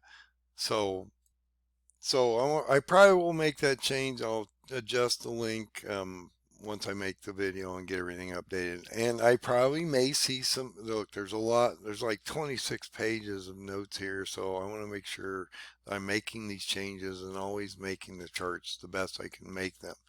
But I believe that he comes out of Turkey or the tomb of Suleiman Shah, because Erdogan is buried in his own country, and so I will change that, make an update. Then he's brought into Antichrist. Okay, the four winds, angel, cherubim, stated multiple different ways in all these different passages or verses. They're stated different ways, are released on the sixth trumpet. Then look at that. We prepare for the hour, the day, the month, or the year, which is 1260 days, 42 months, 3.5 years, to slay a third of mankind by 3 plagues. A third of mankind.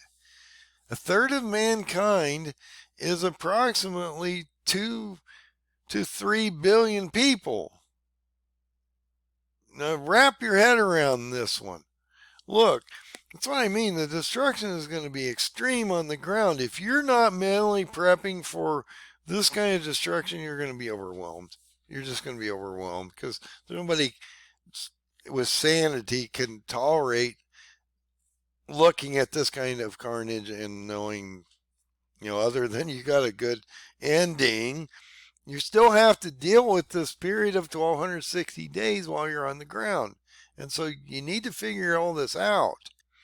And then you also need to understand, when you get ready for the sixth trumpet and the 1260 days, they release this massive army of 200 million radical Islamic Muslims on the world against the Christians and Jews. And this is another time I was trying to explain to my friend, look, when the Antichrist comes out, he unleashes this army to literally hunt down another group of people. So if you're doing that, you're probably not on the right side of the equation. Because we're not violent Christians. But these are radicalized Muslims.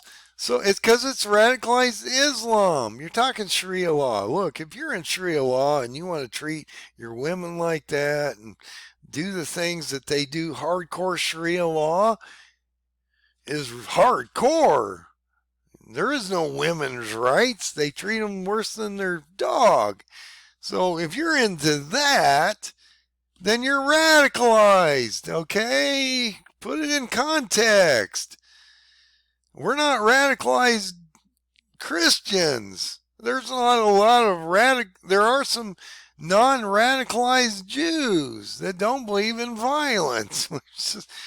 Jesus didn't believe in violence. Look, but this army of 200 million are radicalized Islam, which are 200 million Islamic radicalized people coming out to do harm while Antichrist is on the ground for 1260 days here. I don't know how else to read that, guys. So I'm just warning you, there's going to be a holy war on the ground, and you're not supposed to be in the middle of it because you don't want to die by the sword. So don't use the sword if you don't have to. The only time you use the sword is protection of your family or yourself. You have the right to protect yourself and your loved ones. But like in martial arts, the minute you take that technique from self-defense to aggression, you are now the aggressor. Okay? You don't want to be the aggressor. You have to prove yourself in court. So when you go to court and say, well, I had him down and then I broke his arm because I could. Well, okay, you're probably maliciously intent there, fellow. I'm just saying. Yes, you had the right to hold him down, but you did not have the right to break his arm. So, look, as Christians, we have the right to bunker down and have Second Amendment rights to defend ourselves. But we're not going to go out and literally create a war against another group of people and try to purge them, okay? That is not what this is about. And I keep reiterating this because we all need, both sides need to understand the differences. As a Christian person, you cannot be violent. You do not want to be. As this breaks down, will you become violent because of your situation and your losses and things? Yes, you may become revengeful. But then you have to use your anchor, which is Jesus, and say, I'm only here for a short period of time. Regardless of what happens here, I can't go violent. Okay? I hope to not ever go violent. But I do have the right to protect myself and my family. Okay? So anyway. Let's go to step 24. We're still following verses, guys. Still following verses. Archangel Michael comes down from heaven, wrapped in a cloud, rainbow over his head, legs like a pillar of fire, like a star. That's what I mean. He's got legs like the pillars of fire and all this going. This is a star, okay? Same thing as in this one up here. He's a star, okay? At least I think in the third trumpet, it's a star. Maybe Michael, which links you to all this other stuff as we move forward, okay? So you have Archangel Michael. He has a small scroll in his hand. So maybe in one hand he has a key to the bottomless pit, in the other hand he has a scroll. He gives the key to the bottomless pit to Satan. He gives the scroll to John. Why? Because he now is going to take him into a vision. And that's what I mean. If you go into Revelation 10:7, as you're going to see, he's removed into a vision just prior to the seventh trumpet sounding. So watch for that. So realize you're preparing for the sixth trumpet. You're in the fifth trumpet, getting ready to go into the sixth trumpet, resurrectional event. You're preparing for the 1260 days. He unleashes this horde after he releases the scorpions. Archangel Michael comes down from heaven, like fire, like wormwood, like, all this stuff going on. He has a scroll. He probably has a key. Gives the key to the bottomless pit to Satan. Gives the scroll to John. John eats the scroll. As we move forward into Revelation 10:7, Michael standing on the bottomless pit, 1 foot on the sea, 1 on the earth, just prior to the rising of the beast of the sea and the beast of the earth, which is the false prophet.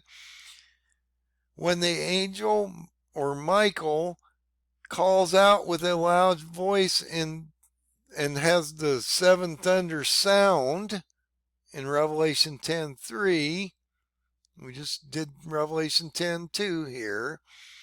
John is told not to write down what the 7 thunders says and seal up the scroll. Why? Because it's for the end times.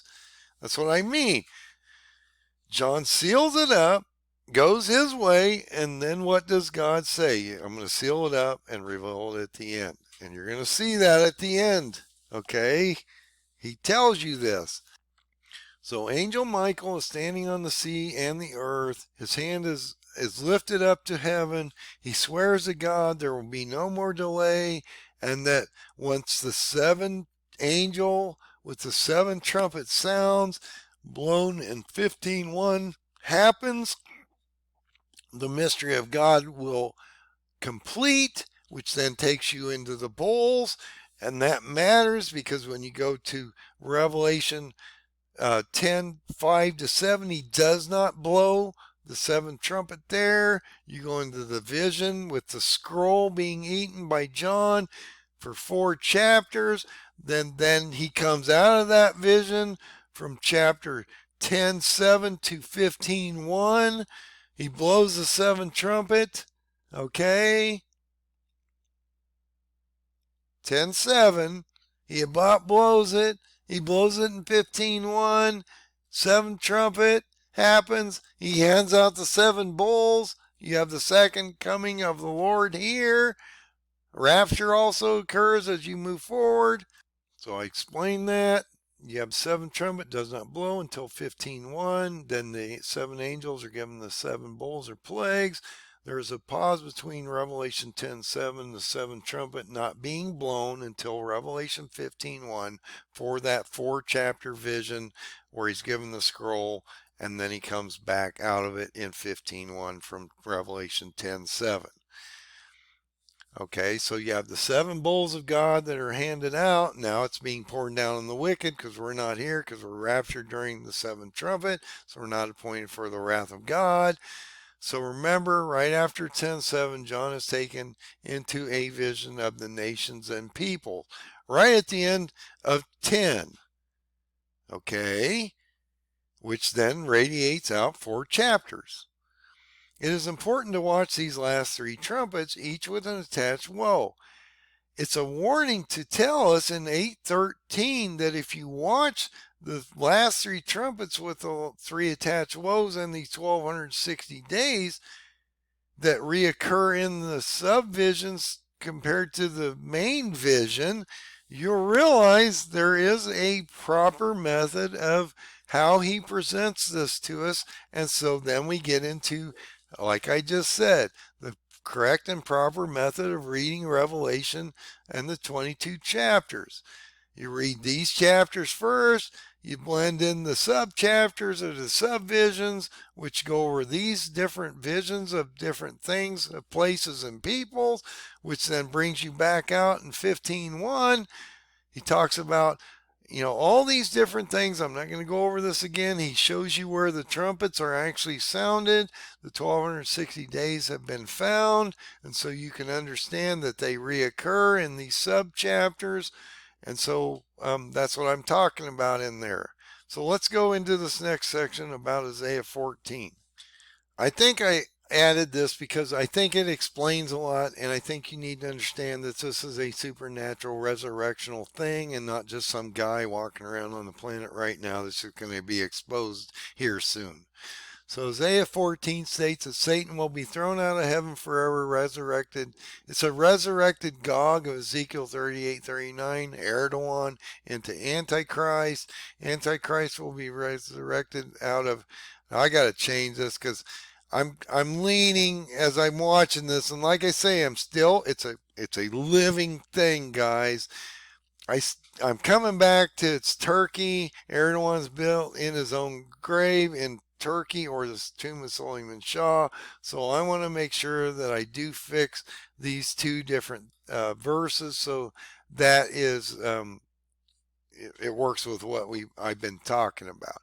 I originally thought he came out of Ham and Gog.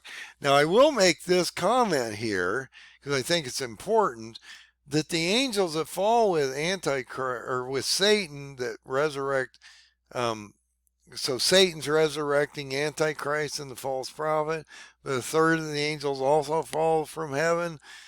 You got all these dead people in this grave, and so I don't know what the angels are doing.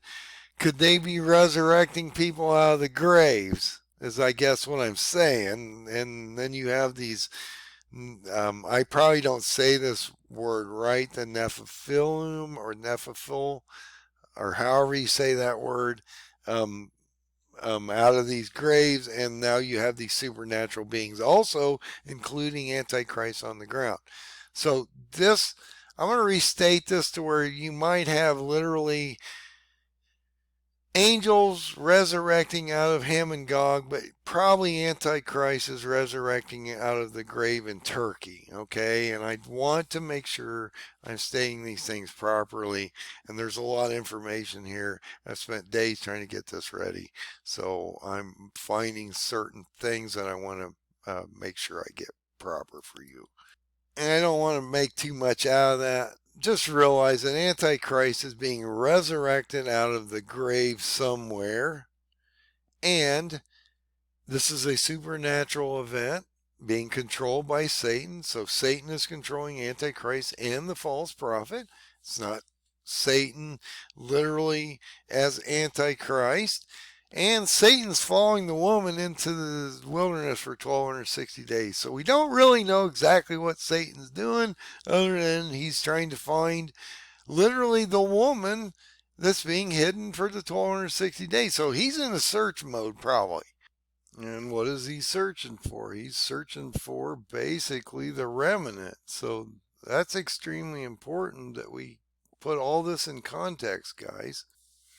And I did sort of make this indication down here, but it's a little confusing, that this resurrection will occur as a Muslim being buried. You have the angels coming down from heaven, so you have that happening, and then you have this Turkish potential resurrection of Antichrist in his own area of Turkey, or the tomb of Suleiman Shah, somewhere in that area. The leader of Turkey is not going to be buried in Ham and Gog because he's in his own country, is what I'm saying there.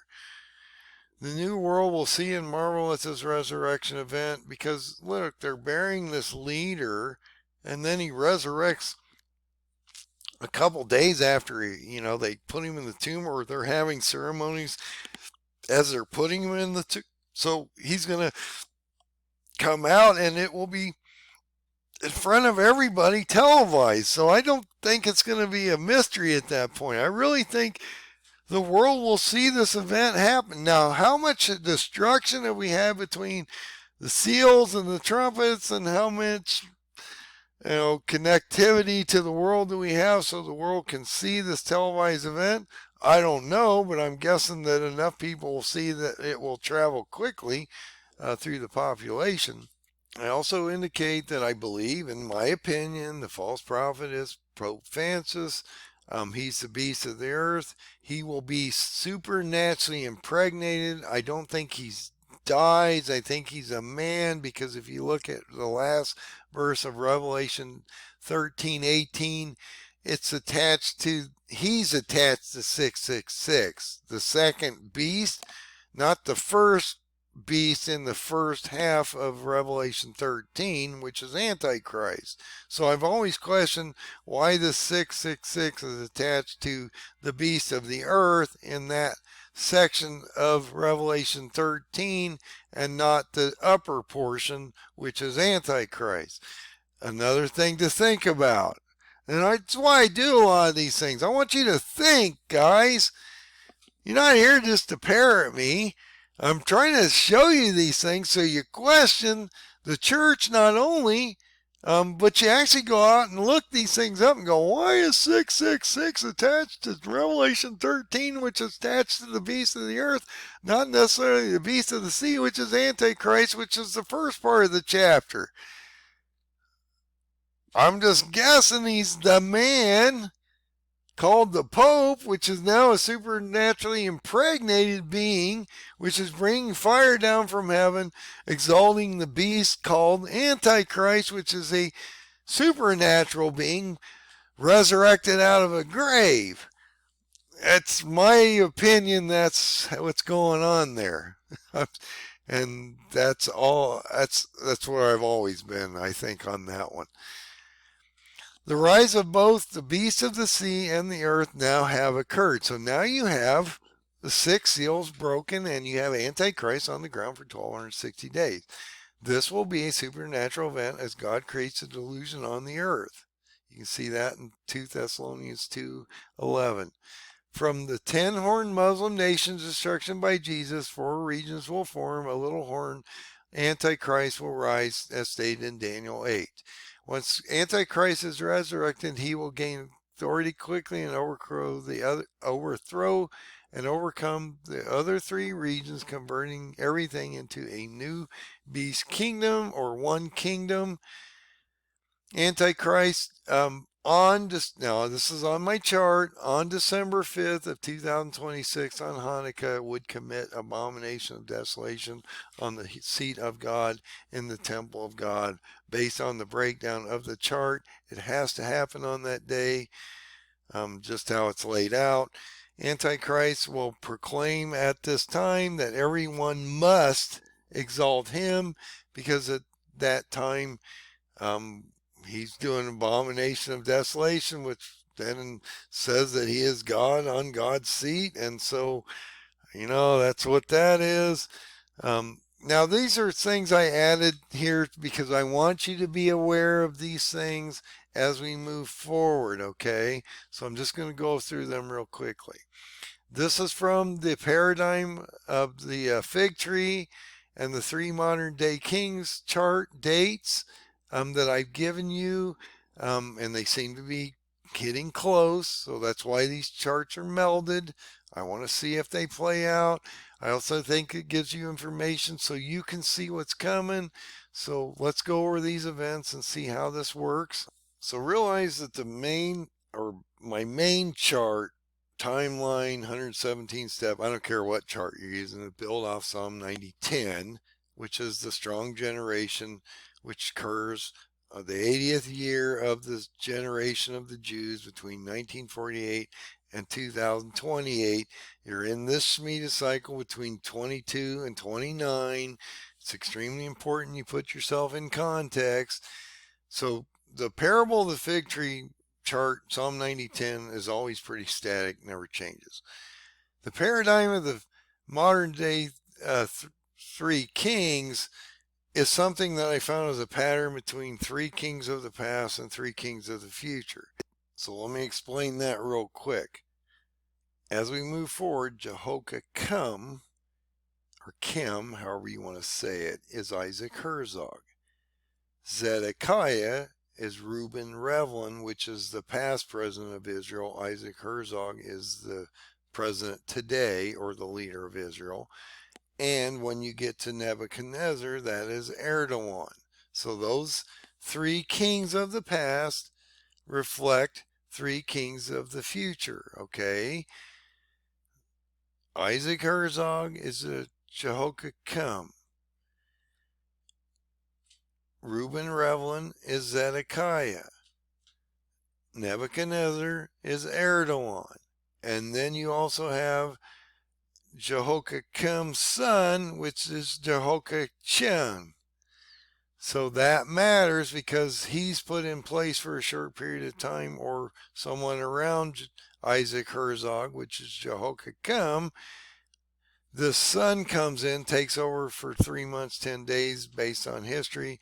And then you have Zedekiah, which is Reuben Rivlin, steps in because guess what? Isaac Herzog, which is the leader of Israel, is captured possibly on the 23rd of April on Saturday coming up, they put his son in place.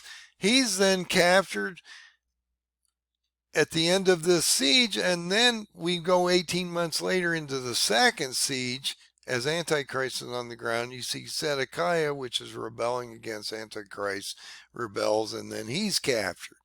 So hopefully that made some sense. I think it will as we move forward, but I have to give you a little context as we go into this.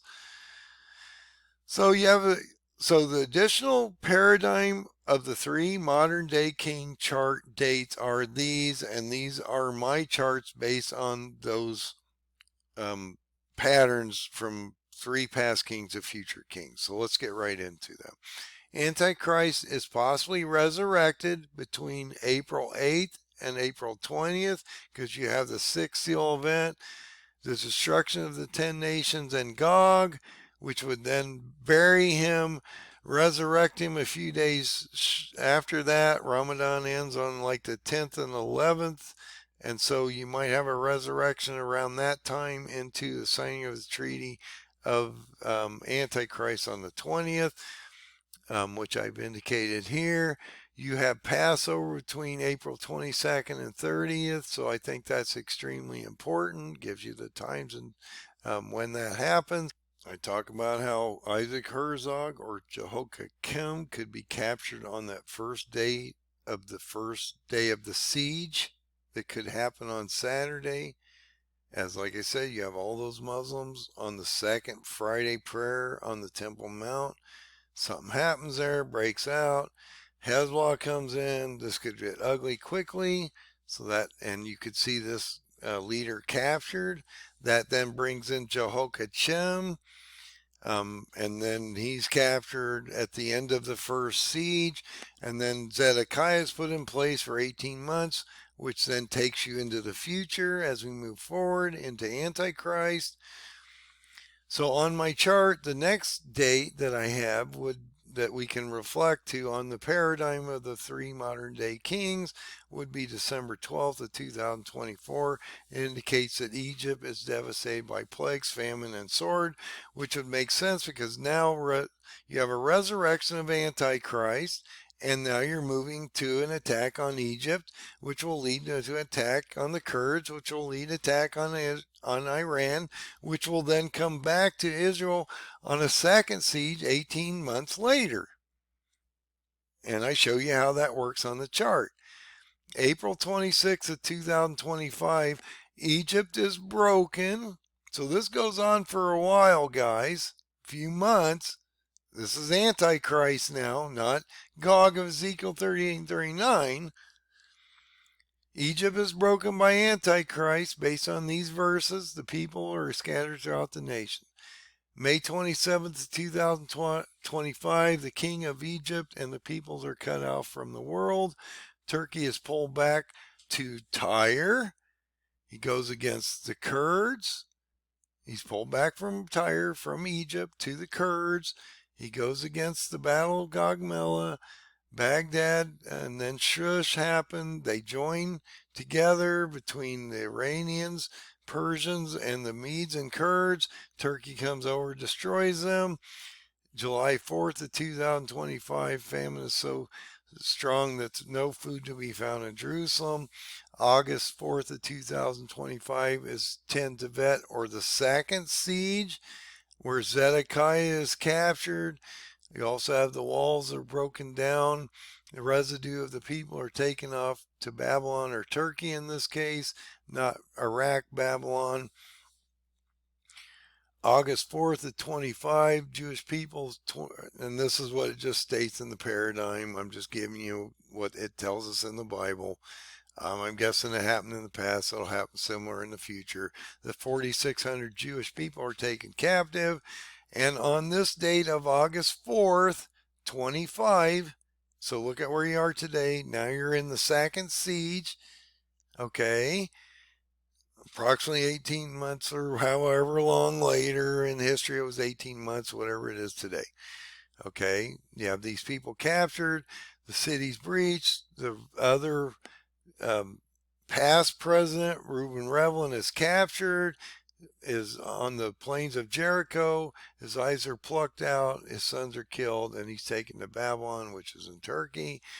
Then on this date, which is really interesting, I've talked about this name likeness, September 14th to 26th, we would see the son of Netanyahu. Look at the day. Look how that's spelled, guys. Remove the H. Okay. Change the Y in the I. Add a U. It's the same name. It's a Nostradamus type reflection from like Hitler to Hister. I'm just saying, I'm not Nostradamus, but that to me looks like a Nostradamus type comparison. He kills this regional leader assigned by Antichrist. Why? Because Antichrist took Jehoiakim in captivity back in the first siege and puts Zedekiah in place, and then he rebels for 18 months. So now he's captured. The Antichrist puts in place this guy, which is then going to get killed by this son of Netanyahu. Talked about he's got two sons. I don't know which one, Abner or Yar, I believe, if my memory doesn't fail me. October 16, 2026, the end of the 1290 days, or the daily sacrifices, or the continued burnt offerings, which were stopped on that date of April 5th of 2023 based on the chart. And I marked that out clearly on the chart, guys. Go from April 5th of 2023 to October 16th of 2026 is 1290 days. Then you also have that 1335 days that works off of the stopping of the continual burnt offerings also on that chart. November 25th of 26, 15 days or 15 days of the month of Kislev. You have the abomination of desolation set up on the altar. That was also during 1 Maccabees 154.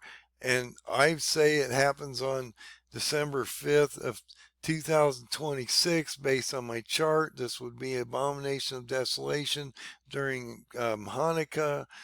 You have November 30th of 2026, the son of Netanyahu. There's your 2 days or 2 names of the sons. Proclaim a fast also. So one son maybe kills this guy, the other son proclaims a fast, or maybe one of these sons does both.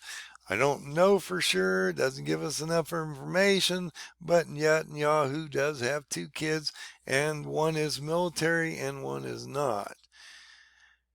November 30th, 2026, from the time the daily sacrifices are taken away to abomination makes up desolation is set up. So that's Hanukkah, talked about that. They have abomination of desolation committed on God's seat in the temple of God. Also, right after that, abomination of desolation, then you have the 2 witnesses perish. Okay? They lay in the streets for 3.5 days, and then they're resurrected, and everybody sees that and freaks out because they know that this is going to turn out bad after that, because God says the end of the story is getting close. I'm going to shorten the second half too, so that'll really amplify things as we move forward. So on December 14, 2026, Jerusalem and Israel is smitten and utterly or completely destroyed. February 16, 2027, God places lamentation against Egypt, states God will destroy everything there, and so Egypt is in an extremely harsh condition. So once he comes against Israel, then he comes back to Egypt again. And that's what if you go into the battle between the king of the north and the king of the south, that's what we're talking about right here, guys. If they don't know who the king of the north is, that's Erdogan, or in this case, a dead Gog turned into Antichrist, so that's Turkey.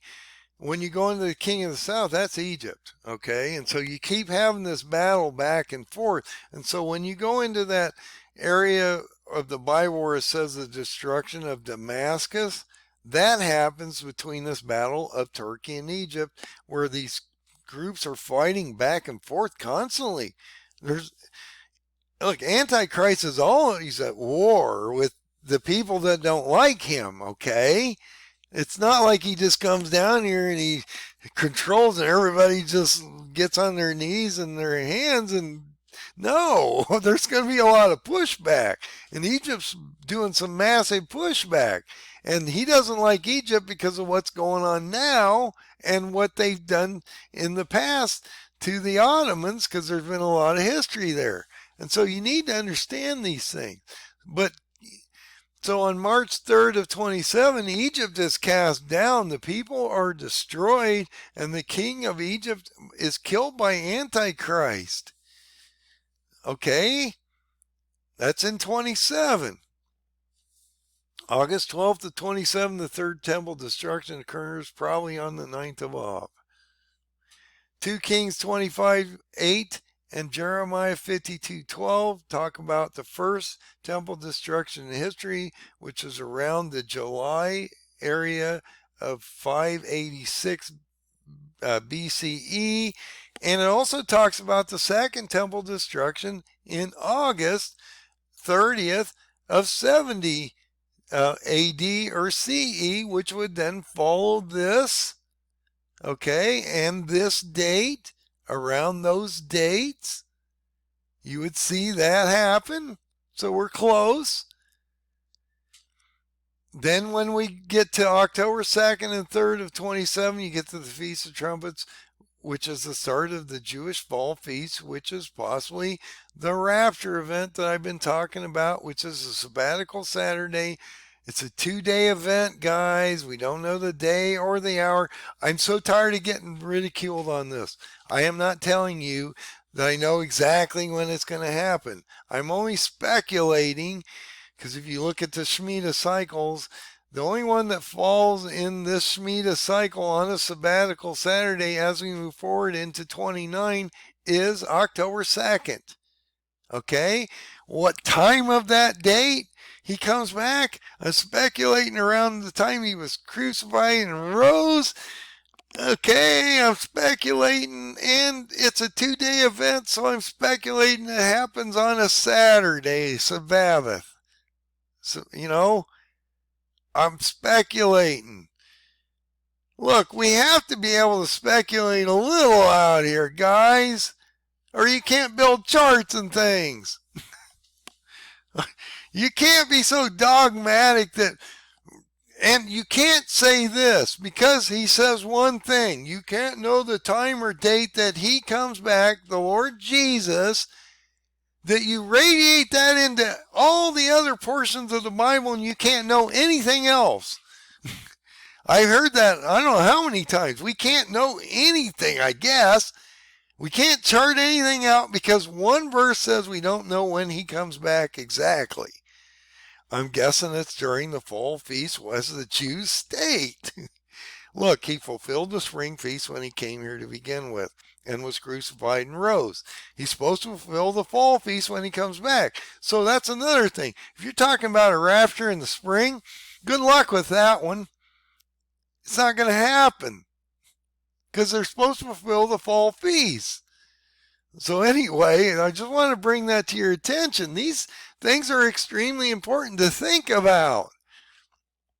So in step 29, and yes, we have 117 steps, but the rest are going to start going quickly because we're out of this phase and we start getting into just boom, boom, boom verses, okay? But remember, all these things have a verse attached to them. Each step throughout, I probably should go this way, has a verse attached.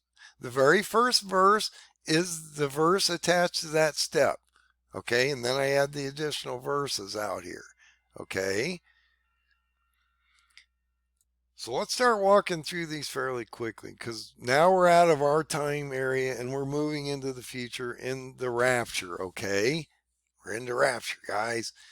October 2nd to 27, in my opinion. Seventh trumpet is blown. Okay, I just talked about that. It deals with the Psalm 90:10 chart. Parable of the fig tree, strong generation, went through all that. Seventh trumpet is blown when the seven angels are given the seven bowls of God's wrath, which happens in Revelation 15:1 and 2. Okay? So you're in 15:1 here. Okay? The kingdom of the world has become the kingdom of the Lord Jesus and his Christ, and he shall reign forever and ever. So in 15:1, you have the return of the Lord Jesus on the white horse with all his armies. The seventh trumpet is blown in step 29 of the chart, or the 117 step chart. Okay, we're in step 29. Okay, well, actually, that's up here when the seventh trumpet is blown. Sorry about that. So, and seventh trumpet is blown, step 29. Lord comes back, rapture happens, Lord comes back prior to the wrath of God being poured out, which are the seven bowls. You have the fifth seal martyrs in step 9, join the fallen, which they're raised, the people that believe in Jesus that are dead rise first, then the people that are alive rise second. That's in Thessalonians 1, or 1 Thessalonians 4:15, also in these other verses. So now you have the rapture occurring. Okay, the Lord returns. So let's go back a couple steps here. That might have got muddled. So the Lord now owns the kingdom in step 30. You have step 31, the Lord comes back. Okay, second coming. 32, the rapture occurs. That's Revelation 15:1 up here. This is Revelation 15:2. They get harps and sing, but they're not coming back with the Lord Jesus as an army, okay? Lord Jesus has his own army of angels and stuff. We aren't part of that. We're just getting taken up so we can be taught, a bunch of stuff. In the millennial, we're not here to fight the armies of wickedness. That is for a specific group of warriors called angels in heaven. Okay, so if you think you're going to be one of those that go to the clouds and then you're brought back as an angel against the people on the ground, I don't think so. I think the Lord's got his own army. He's going to bring them down as we're being brought up and then taken into heaven. Because guess what? We're in heaven during the millennial because the white throne and heaven's not brought down to earth until what? Revelation like 22, 20 through 22, through that last section of the book. So if you think you're not in heaven in the millennial, you're probably wrong, at least in my opinion. And then when the white throne judgments occur and everybody's either cast in the lake of fire or you gain acceptance into the eternity, then what happens? He brings heaven down to earth, okay?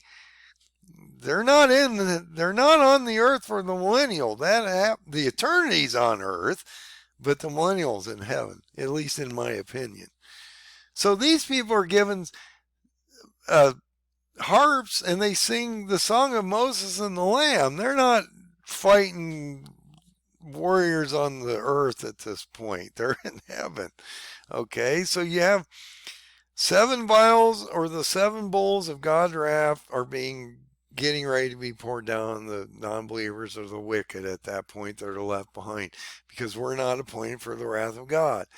Look at this. The verses just keep going, guys. I'm not changing the Bible here. I mean, you got to understand that I'm adding additional verses that link us back to places, but the verses in the steps are basically in order, okay?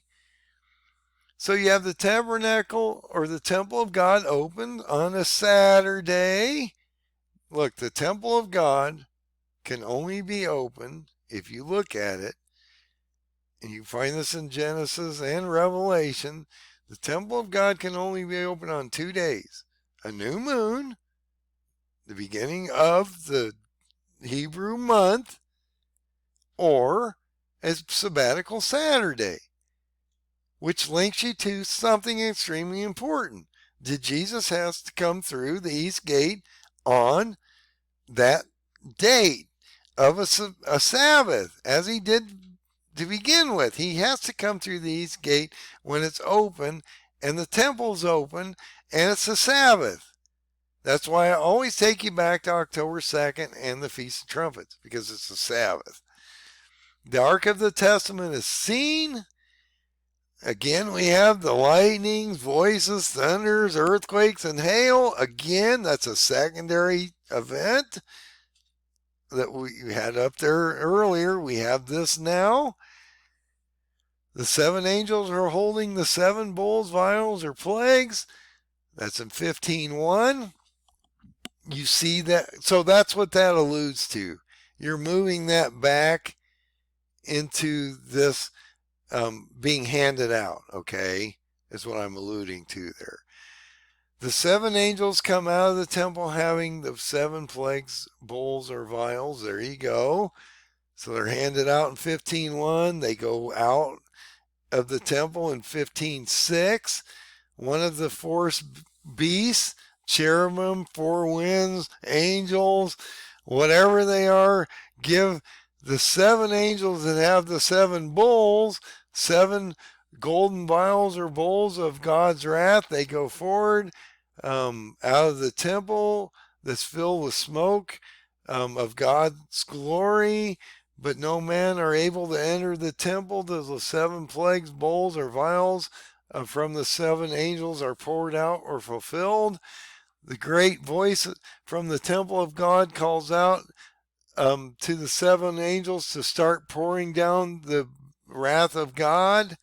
I'm sorry, my screen's jumping around. I'm not sure why that's happening. So they pour out the 7 bowls. Now you're from Revelation 15:8 to 16:1.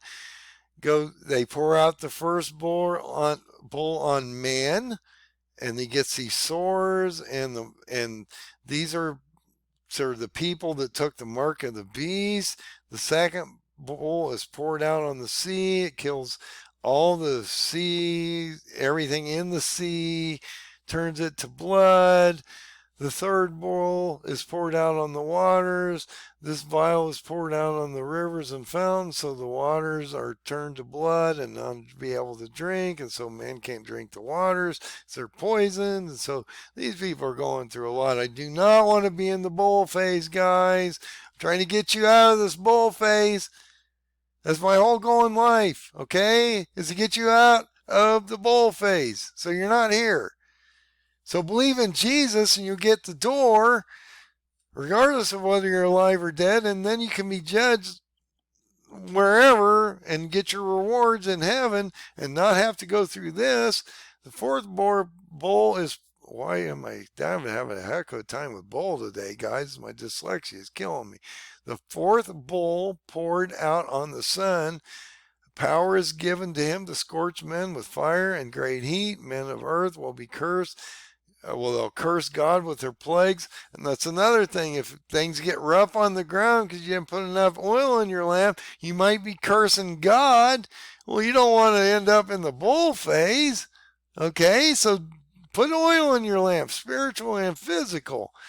You have the 5th bowl is poured out on the seat of the beast. Okay, now the seat of the beast is the seat of Satan.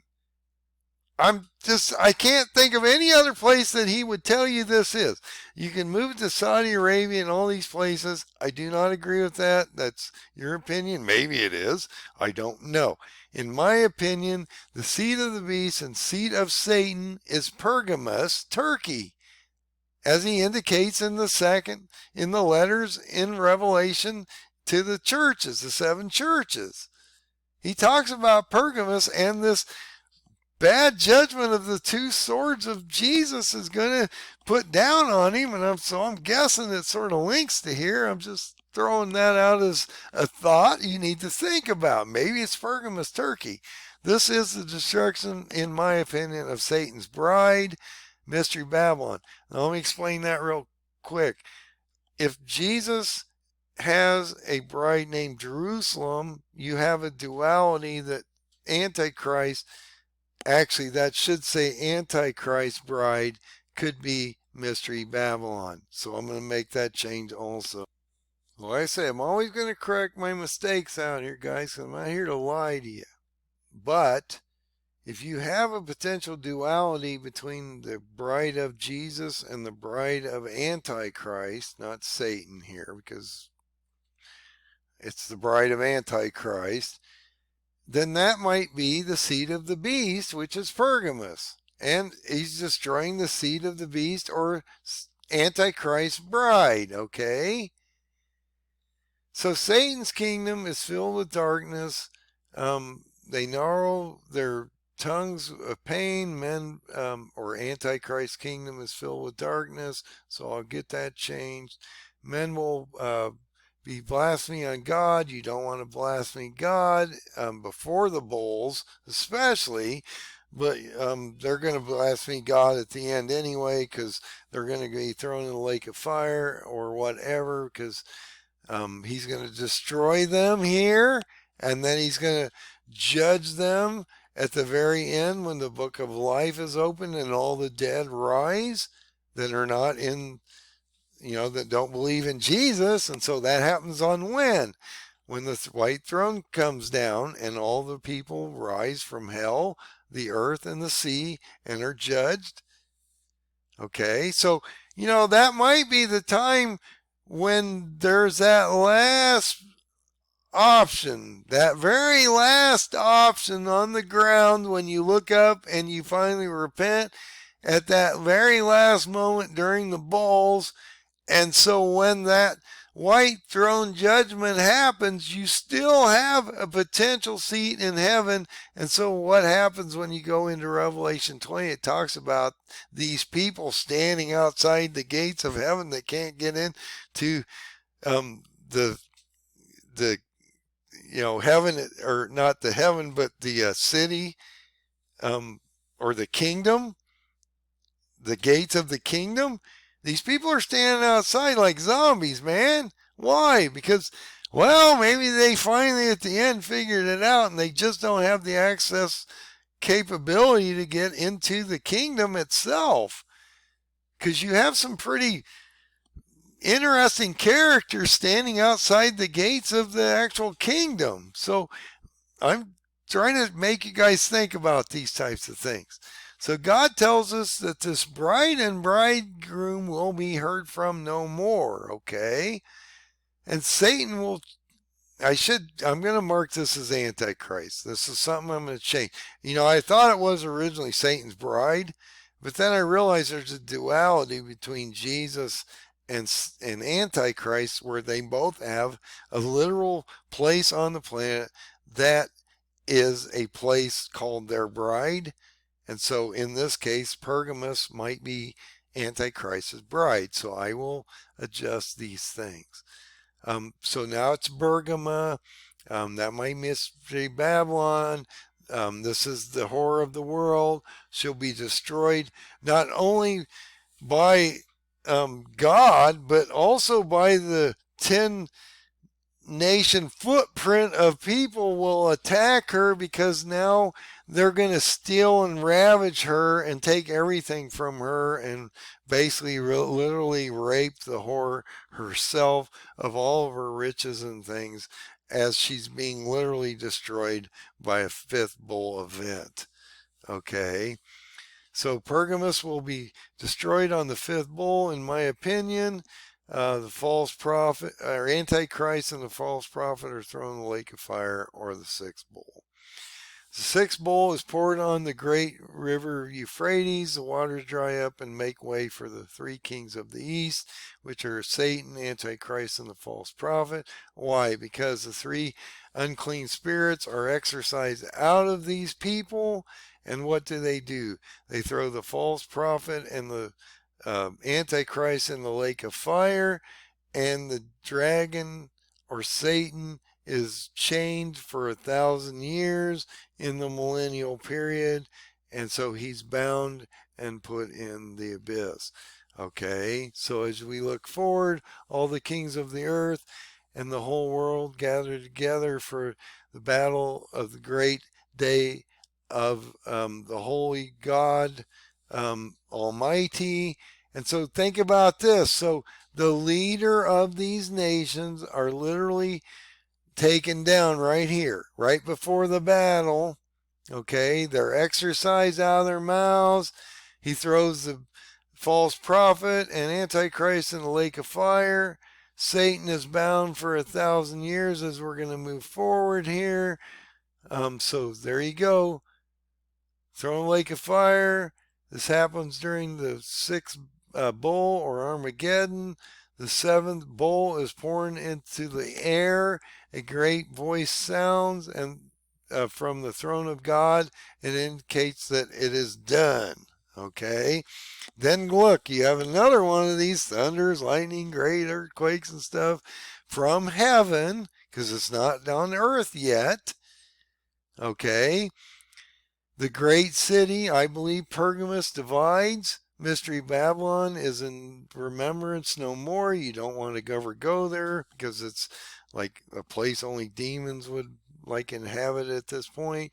This judgment is the fifth bowl event in step 46 on the 117 step chart. Every island fled, every mountain is no longer found. So now the earth is being reformed.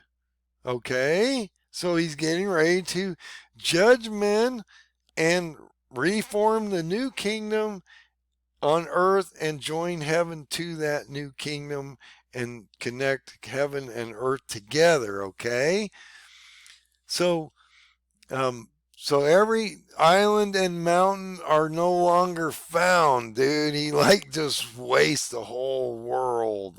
It's just totally cleaned off, pristine again. Okay, men were killed from hail from heaven, the size of a talon or 75 pounds each. That's pretty heavy, dude. Remember, in chapter 17, 18, and 19 are about John's vision and the destruction of Mystery Babylon.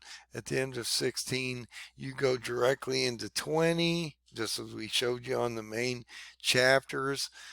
You go to 16, you see the frogs come out. When you get into 20, you see what? The lake, Antichrist and the false prophet are in the lake of fire. Satan's bound for 1,000 years and then joins them after the 1,000 years when he rebels.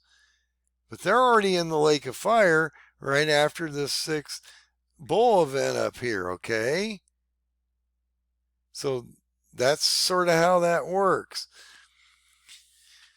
So in chapter 17, I just wanted to go over this real quick because I think it's sort of important. 17 talks about the woman sitting on the colored beast, full of blasphemy, having 7 heads, 7 kingdoms of the past of the Jews, with the 10 horns that are attacking it now, or the nations that come together in Ezekiel 38 and 39, that are going to be decimated, turn into 4 regions. A little horn comes out and basically overthrows those 4 regions, turns it into a beast kingdom.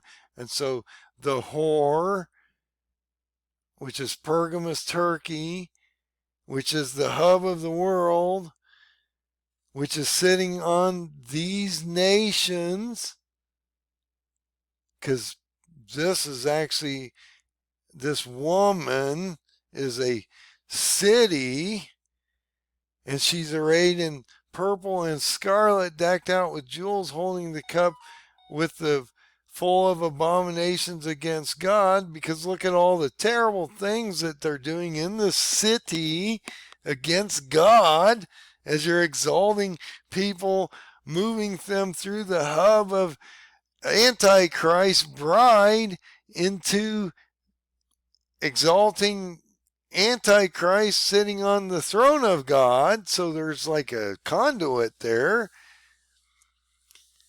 On her head was written Mystery Babylon, or Mystery Babylon the Great, the mother of our harlots and the abomination of the earth. So now I'll tell you right there that this woman is a place, okay, a city. And she's sitting on these nations or this footprint of groups of people.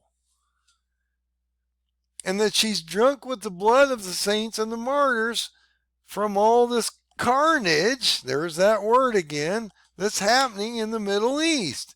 And the beast will descend out of the bottomless pit. Look, that says it right there. The beast will descend out of the bottomless pit and go into perdition for 42 months as Antichrist. He only gets 42 months. 1,260 days or 3.5 years. Not this 7-year treaty that's signed with the nations that never completes. Look, we can sign a treaty for 170 years. It's not going to matter because it's only for 42 months that Antichrist is on the ground.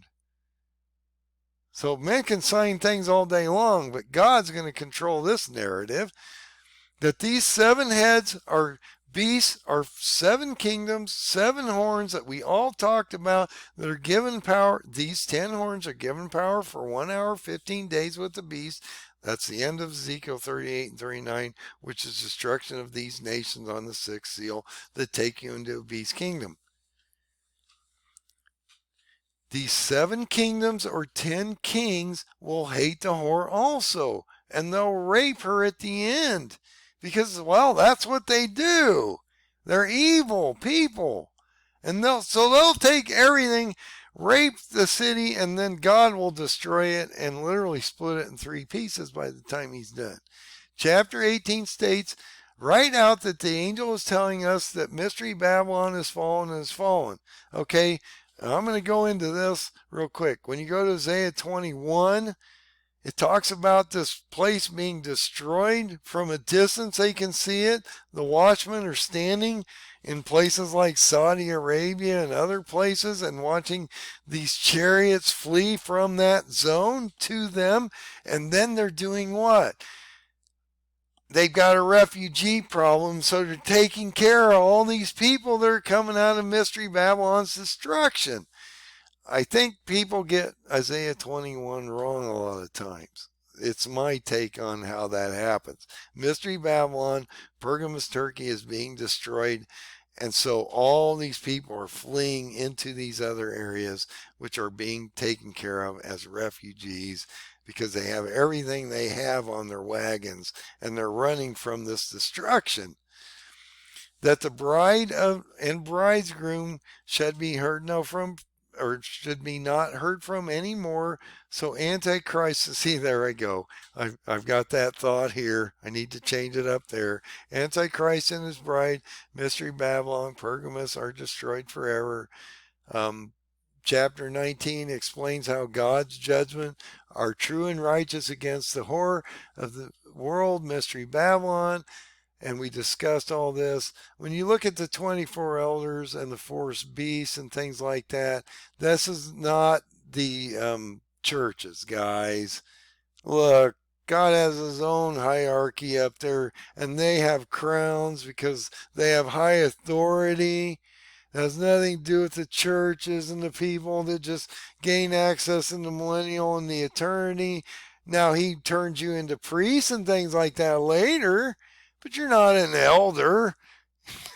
That's saying a lot, guys. And the 4 beasts are those cherubim or angels or winds that he releases, and they're always around God, okay? These beasts never, and they're unique beasts if you look at the imagery. So that marriage is talking about, about the, so that the marriage of the Lamb has come. And so we're getting ready to watch Jesus join with his kingdom, which is Jerusalem. Jerusalem is his bride. We're getting ready to watch basically the kingdom of heaven join the earth, but we have to have the judgments first, okay? That God's bride is being prepared in white for the supper of the Lamb. And so that's what I mean. Jesus has a bride. Antichrist has a bride, okay? Jesus is coming back on the 7th trumpet. The bowl's being poured down up to the time of Armageddon. Then Antichrist and the false prophet are thrown into the lake of fire. And I talked about that happens during the sixth bowl. Okay. And I want to reiterate this stuff. And then what does he do? He binds Satan for 1,000 years, and then he's thrown in the lake of fire at the end of 1,000 years. So you want to go from chapter 16 to chapter 20 with that subvision of 17, 18, and 19, which shows us that basically you have another vision of Mystery Babylon. And that you have these similar events in these happen in these sub-chapters. And so that's what I mean. This event in subchapter 19 occurs again in subchapter 20. Well, if you look at how I laid it out, it can only actually happen once. And so you can't look at this one because this is a subvision in a vision John's having about Mystery Babylon, okay? So we're now gone from step 54, okay, where he's dropping these huge rocks on people's heads during the seventh bowl, to chapter 20. So you go from 16 to 20. That's what I mean. So you go from, and also if you go from Revelation 16 to 20, and then you go back to Revelation 17:1, he puts John directly into a vision about Mystery Babylon. And if you look at the end of 16, it also tells you he's getting ready to put John into a vision about Mystery Babylon. So that links all that together. So now we're in chapter 20. Let's look at what's going on here. But like I say, I'll make these quick changes up here. Extremely important that you understand there's a duality between Antichrist and Jesus and the brides, I believe, there. So I want to point that out. I must have been getting tired when I got here because I've been on this for days trying to get this ready before this breakout this coming weekend. So sorry, guys, I'm making some mistakes. I'm human. But I will change these on the charts, make sure they're right, and I'll repost them and the links to them in the videos. So you're now in the millennial, okay? The angel comes down from heaven, having a key to the bottomless pit, a great chain in his hand. Satan is bound. Well, Satan's brought up. He's bound for 1,000 years in heaven. And then he's loosened for that shortened period, at that short time at the end of the 1,000 years. The people that are in the millennial that fail and join Satan at the end are consumed by God's hand by fire. So they're not buried like in Ezekiel 38 and 39. They're actually consumed by God's hand by fire. And so that turns out badly for them. And then look what happens. So like I say, if you're a true believer in Jesus, all those people, dead and alive, rise and they're in the 1,000 years. But look here, the rest of the dead that don't believe in Jesus did not live again until the 1,000 years are finished. This is the first resurrection, okay? This is the first resurrection, okay? These people don't live in the millennial, and so they don't have access to the millennial kingdom. And now that we see the white throne come down and the book of life open, these people then are dealt with, I guess is a good way to put it. So you have these first group that are taken up. They're the first fruits. These are all the people that believed in Jesus. They're raptured or they're taken up from the graves to heaven to be in the 1,000 years. The masses, though, are judged when the great white throne appears in step 64 of my chart here, and the book of life is opened in step 66. The elect and martyr saints that follow Satan are consumed by God's hand by fire in Revelation 29. These elect martyrs and saints that fall are never subjected to the second death because they're consumed by fire. They're never thrown in the lake of fire. They're never judged in the book of life. They never sit in front of the white throne judgment. And so they're just consumed. okay?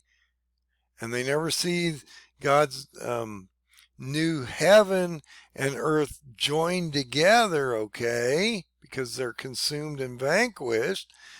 So once notice that not everybody gets to spend the 1,000 years with Jesus in the millennial. The people that don't believe in Jesus and are raised later during the white throne judgment after the 1,000 years of the millennial, in this period of time before you get to eternity, they never see the millennial. They just never see it. So not everybody gets to see the millennial. The people that don't believe in Jesus do not see the millennial kingdom. They see the eternity if they're judged and accepted. But that's these people that come up from the bowls, okay? Or the people that didn't believe in Jesus throughout the time of history will be judged on that at that very moment in time, and he'll pick out which ones are good or bad or whatever, and then he'll throw the ones in the lake of fire, and he'll keep the other one, and those people will never have access to the gates or the city, because they weren't great people to begin with, and they didn't really believe in him to begin with. They're judged on their works. We gain access because we believe in Jesus, even though we may fail, because we may be consumed by fire if we don't figure it out in the millennial at the end. And if you get through that portion of the phase, guess what? You get the eternity, as well as these non-believers do. So Jesus will have one last purge. He'll release Satan at the end of the 1,000 years, so Jesus can remove the bad chaff, or maybe even still this possible seed of Cain that we can't eliminate. This will be the last option that he can purge out that seed and get rid of it. And then these are the ones that have fallen from Christ to Satan at the end. They turn on Jesus and God at the end of the 1,000 years, and they're consumed. So it indicates here in in step 59 that the people from the millennial, and I've talked about this, the people from the millennial will be the priests and teachers that have learned from Jesus and the prophets and everybody up there for 1,000 years to get ready for the masses. The rest of those dead that don't believe in Jesus to the eternity. Look, one of your jobs in God's new kingdom for the eternity is to go out to the masses and try to get them on board, because they really don't know much. They haven't been taught for 1,000 years. They've just been brought up to, they've been brought to up to heaven, and then they've been deposited on earth with everybody else through the bringing of heaven and earth together. But then we have to go out as priests and teachers to teach them the Torah, all the things that they have to follow, the different laws and things that Jesus will place down upon us through God's rules. All these things have to be dealt with. There will be a hierarchy in this world, and it will be run by Jesus through the Lord, through God. Okay, so I'm just saying, you need to understand there's a hierarchy, but there's going to be this group of, they made it, but boy, they just barely made it, and they're not really going to get access to the kingdom. You're going to have all these people throughout the kingdom that really aren't priests and teachers. And that's going to be your job, is to learn for 1,000 years and then go out among those masses and teach them. So at that time, at the very end of the 1,000 years, Satan is loosened for that period of time, and he deceives the nations and peoples. They fall. Fire devours them, devours these people that are deceived and follow him. Satan is then thrown, and they're consumed. Okay, they're just consumed. They never get judged. They never see the eternity. They're just consumed. They never go in the lake of fire, none of that. But Satan is thrown in the lake of fire where what? The Antichrist and the false prophet already are. They will be tormented forever and ever. White throne appears with God on it. We just talked about this. And he goes into this. Look, we've gone into this because he goes into it to begin with here. Okay? He's reiterating it, so I'm reiterating it. The white throne comes down with God on it. The dead rise, great and small. They're judged in the book of life based on their works because they don't believe in Jesus. The sea give up the dead. Hell gives up its dead. All the dead on the earth, the sea, and in hell are basically judged, and who don't make it are thrown in the lake of fire, and that is the second death. Okay? So that's extremely important that you know that there's a first death and a second death. So the rest will go fairly quickly because we're out of the intense stuff and how it all overlaps, because you're in chapter 20 now. It doesn't overlap, and it's just verse by verse by verse. Like I say, each step is a verse by verse by verse thing through the main chapters of the 14 chapters of Revelation. Then you blend in the subvisions or the other additional 8 sub chapters, I guess. So when you get into 71, of the dead on the face of the earth, the sea, and in hell, whoever is not found in the book of life is cast in the lake of fire. John now sees the new heaven and a new earth.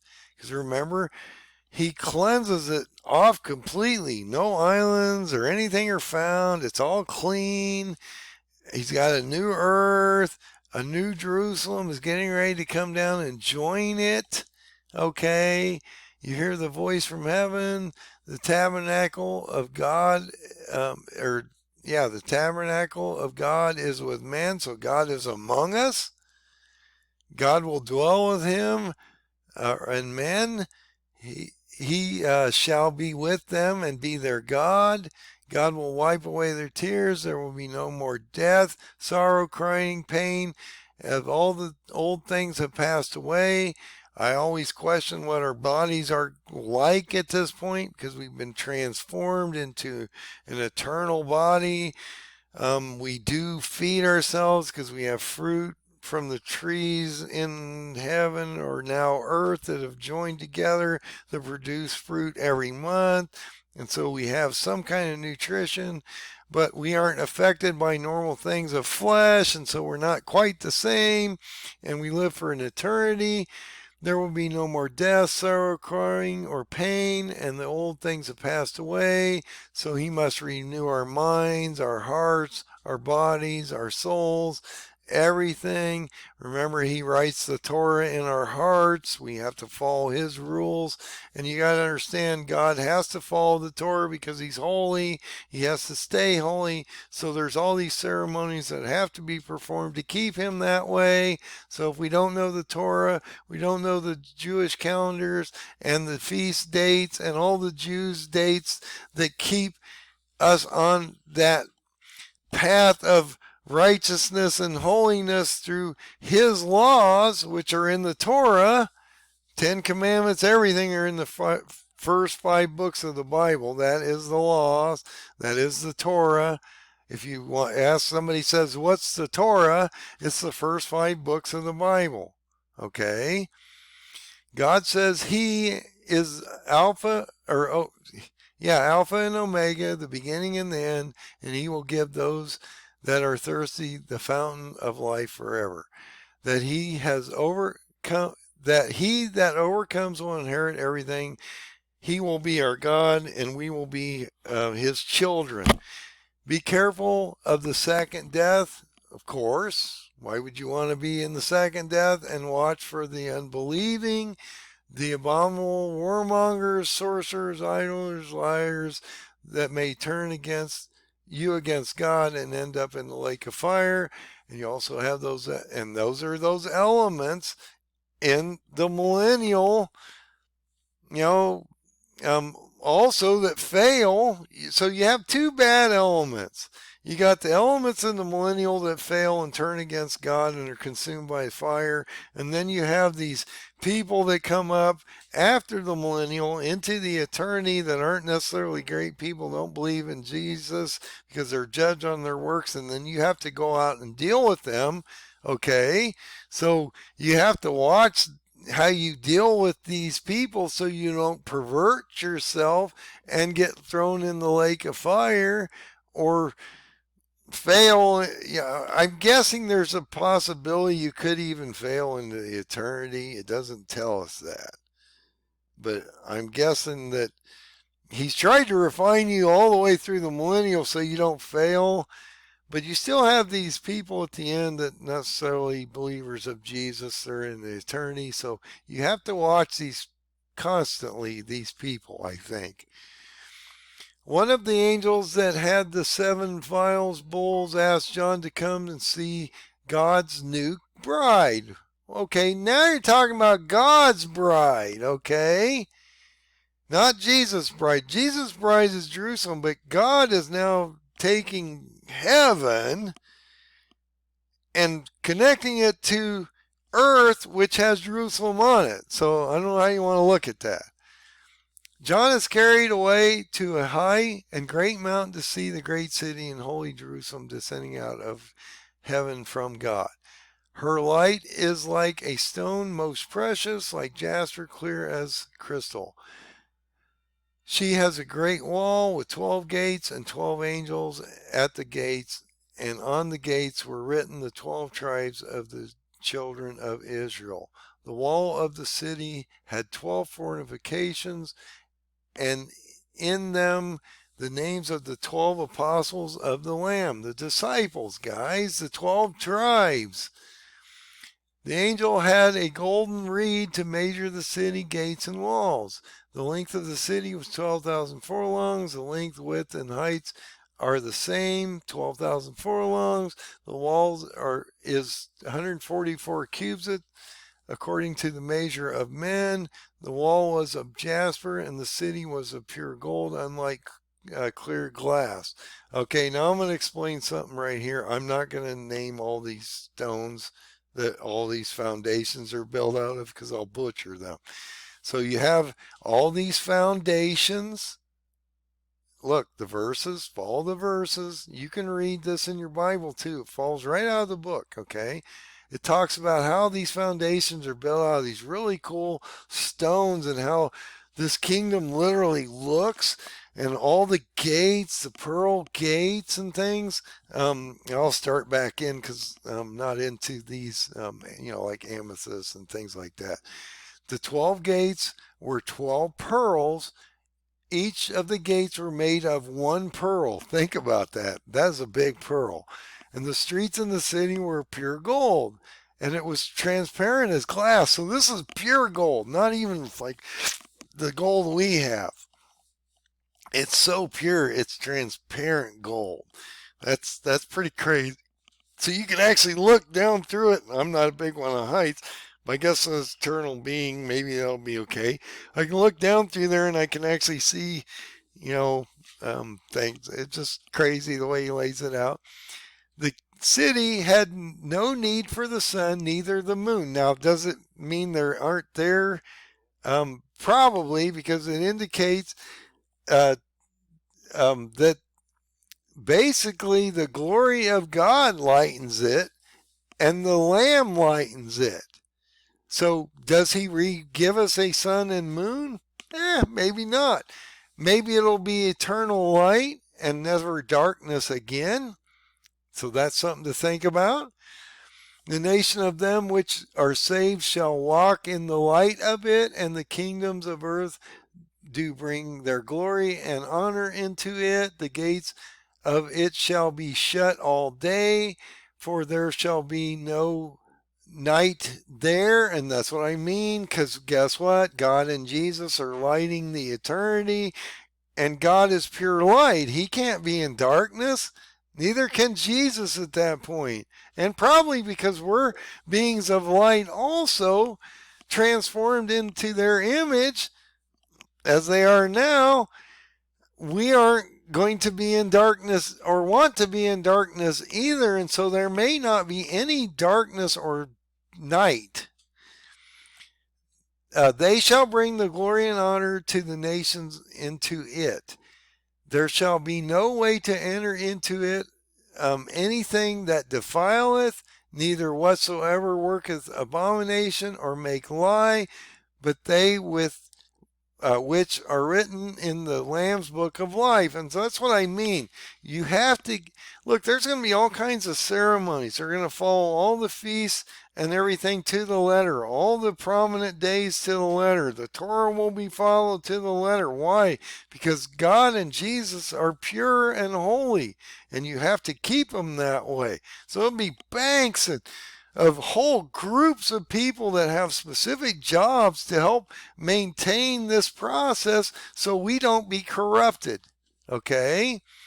John is shown me a pure river of the life of, or water of life, clear as crystal, proceeding out of the throne of God and of the Lamb. So, like I say, now you have this huge river that flows out of the seat or the throne of God and Jesus in the midst of the street, and on either side of the river was there the tree of life that bears 12 manners of fruit, each yielding one every month, and the leaves of the tree are for healing of the nations. And so we will partake of these fruits, which will help keep us in a pristine state of holiness.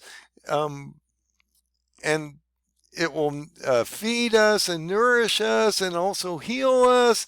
And also these people that aren't necessarily teachers and priests can also partake of this probably. But if they can't get into the city, that might be something that, you have to work out when you get up there. There shall be no more curse, but the throne of God and the Lamb shall be in it. And so now there's no curse in the land. The curse was put on back during Cain and Abel, and when Satan came and perverted us through the apple, that was when the curse originally brought forward. That curse will not be there anymore, and the servants shall serve him. We will be serving and worshiping God, guys, the Creator. If you don't want to worship the Creator, the person that brought you into being, then I don't know what to tell you. You got to follow the rules, and there will always be a leader, okay? So you have to follow the leader. And they shall see his face, and his name shall be in their foreheads. There shall be no night there, none. So you won't need candle, you won't need the sun. That's what I mean. There'll be probably no moon, no sun, any of this. Well, there might be a moon because you still follow the new moon festival and things. So maybe there might be a sun and moon because you still have to follow the feast and all that. And so I don't know how it works, but you still have the light of God and Jesus. And so regardless, it won't act the same, and it will be constant light regardless of whether there's a moon and sun and stars and things. So I'm just trying to think through all this stuff. So you won't need candle, neither light of the sun nor or the moon, probably, because Lord God gives the light, but they may still be there, even though he reigns forever and ever. And he said unto John, okay, these sayings are truthful and are faithful and true. The Lord God of the holy prophets sent his angels to show his servant the things that must come shortly and to be done. Okay, so he's going to tell him here that this is the end of the vision. He's shown him the whole vision. We've walked through that whole vision. Behold, I will come quickly. Blessed is he that keepeth the saying of the prophecy of this book. So I'm using a verse by verse by verse by verse prophecy. When I pull these things out and I show you these paradigm charts and everything, it's because I'm using a verse by verse by verse by verse by verse prophecy. I'm not guessing at this stuff because you can't change the 117 steps because they come directly out of the Bible. But you have to figure out how the events occur within those 117 steps. So you need to be able to figure out how that works. So he says, and I, John, these things and heard them. And when I heard them and seen, I fell down to worship before the feet of the angel which had shown me these things. And he says, then then saith he unto me, see thou do it not. So he doesn't want him to bow down to him because he says, I'm a fellow servant, and thy brethren are prophets, because you're a prophet. I'm just a fellow servant. You shouldn't be bowing to me because you should never bow to anybody but Jesus and God.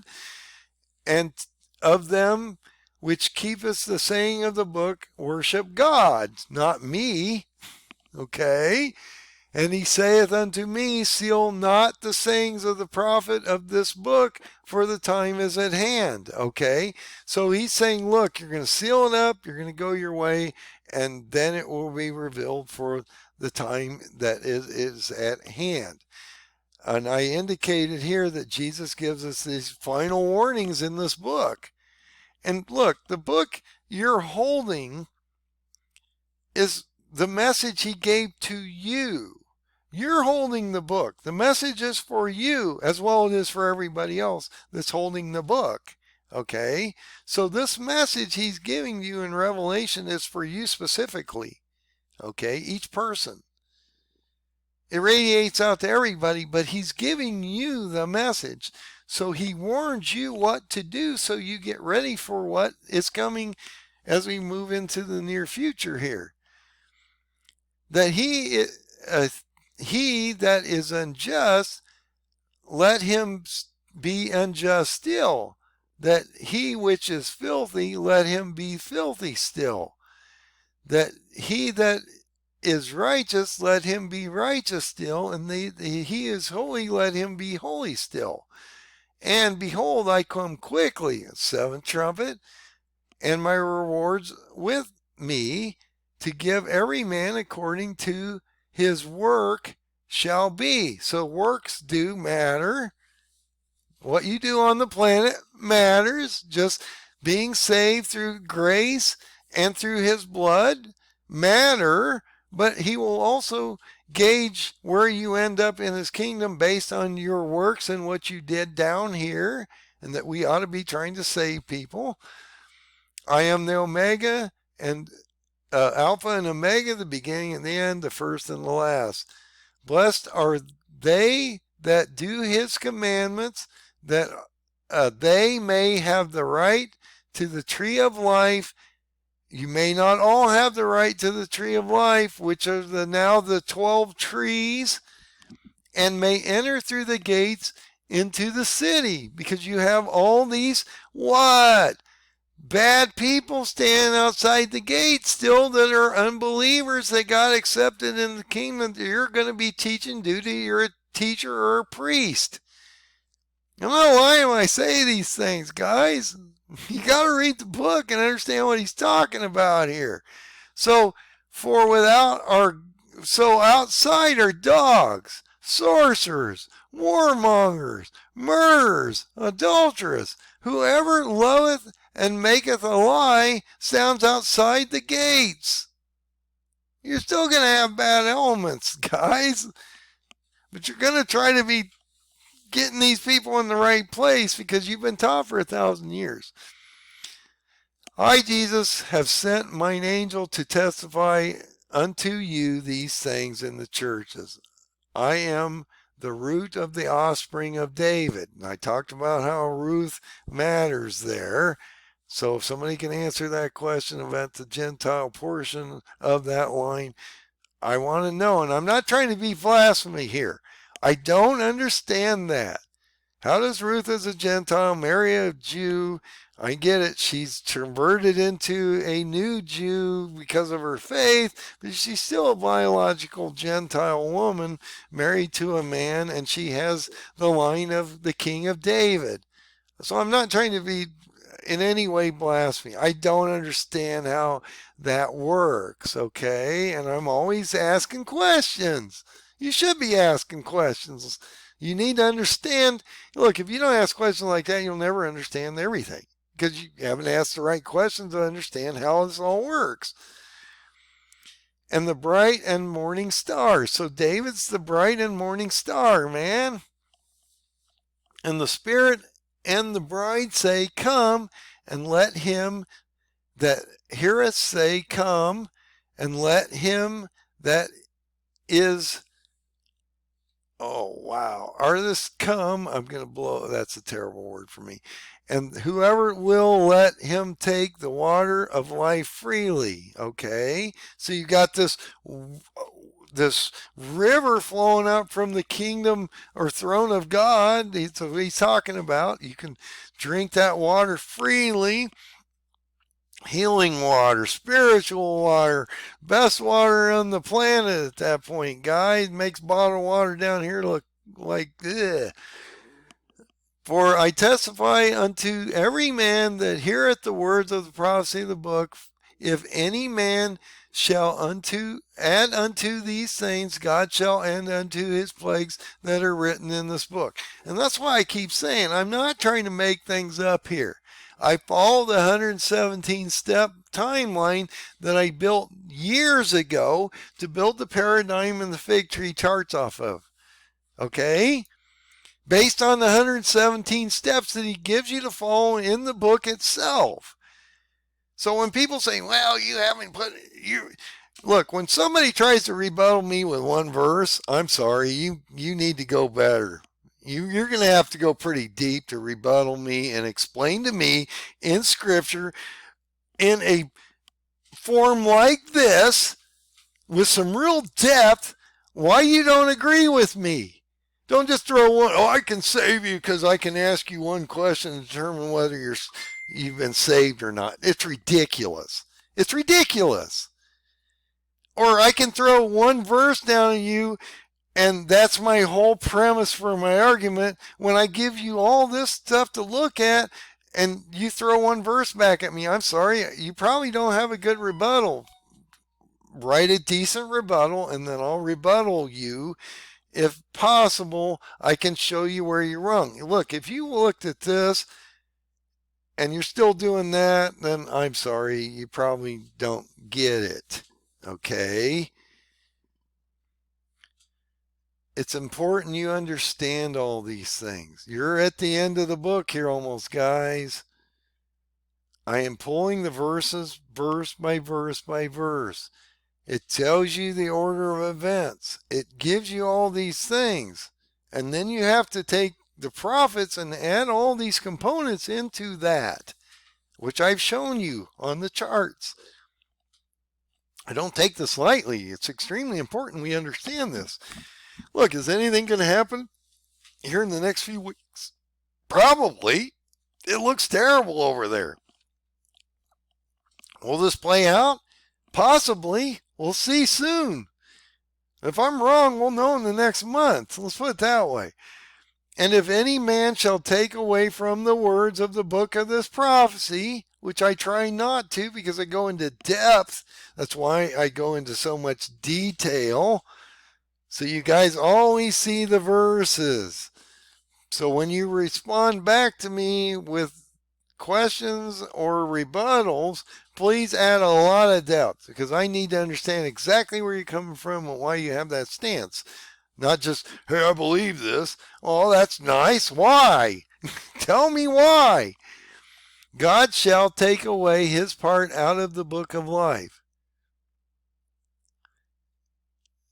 and out of the holy city and out of the things which are written in the book.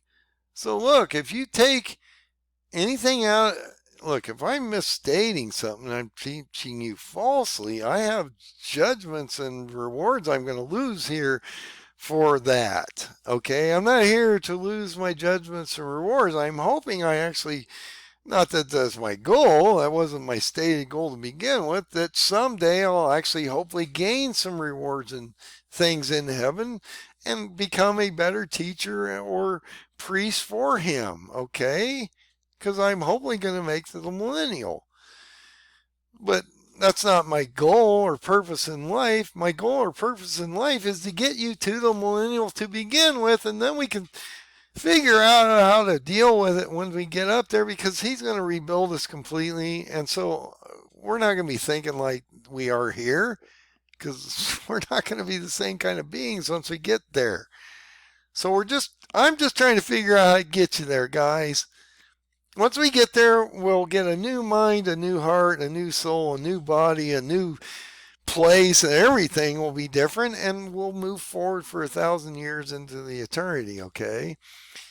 He which sitteth these, or testifieth these things saith, surely I come quickly, amen. Even so come, Lord Jesus. And then he says on the last thing, the grace of Lord Jesus Christ be with you all. Amen. And then he ends the book and we start the eternity. Okay. I know this is a long video. I know there's a lot going on here. But this is probably the most important study I can give you. It gives you a breakdown of the proper method to read the 22 chapters of Revelation in a sequential manner that's chronological. It's a vision with 3 additional subvisions while he's in heaven. Once you figure out how to lay that down and realize that warning in Revelation 8:13 is so important and why it alludes to that 5th, 6th, and 7th trumpet and the 1260 days that they reiterate in the sub-chapters, but they can only happen once in the main chapters, you will probably be a whole lot further along than the next guy that's running around in circles trying to determine whether the 6th bowl and the 6th seal are the same event. They're not. They're clearly not. And then once you realize, once you break it out like this in this timeline, and it makes a complete story by just taking these 14 chapters and just reading them in order and then adding the 3 subvisions, it makes logical sense. So once you get in the chart, you can just go verse by verse by verse, step by step by step. You got to fill in some gaps and holes based on the steps and things like that, but it's a real simple process. You can walk down through the whole chart, okay, to the end of the story. It makes perfect sense, logical sense. The other thing you should be aware of, so when you look at the parable of the fig tree chart, which is Psalm 90:10, which is its own chart, and then you look at the paradigm of the 3 modern day kings, which is a secondary chart.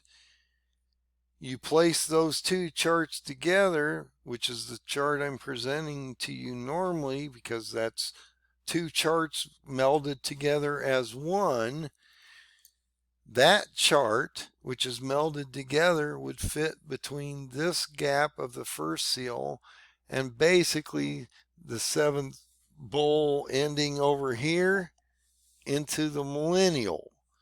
So when you look at that chart that I present to you constantly, this is the gap of time on the 117 step chart that I'm presenting you to.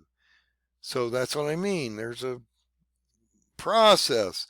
But the time you have to be concerned about right now is between the 4th seal here and rapture in Revelation 15:1 and 2. Okay.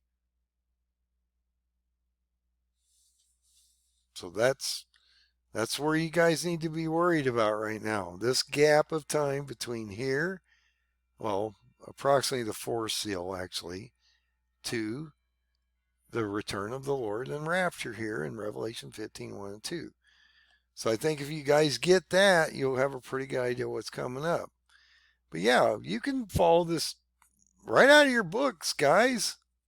I'm not doing anything here malicious in any way, shape, or form other than showing you the proper way to deal with this. And so when you go out and you look at the book of Revelation, read it in this fashion. Just look, clear your mind of all the garbage. Just clear your mind. Take out all the noise and the static that they've taught you in the institutionalized retardedness, because it is retardedness. Sit down, clear your mind, read chapter 1 to 6, 8 to 10, 15 to 16, 20 to 22. You'll go, wow, that was a whole story. Yeah. Then what? Layer in your subchapters. Okay? That's how simple it is. And how do you know what to look for? Because I told you. Look at the 5th, 6th, and 7th trumpet. Look at this warning in Revelation 8:13 that talks about this angel in mid-heaven coming down, warning us about the expulsion, or the Satan being expelled, thrown to earth for the 1260 days.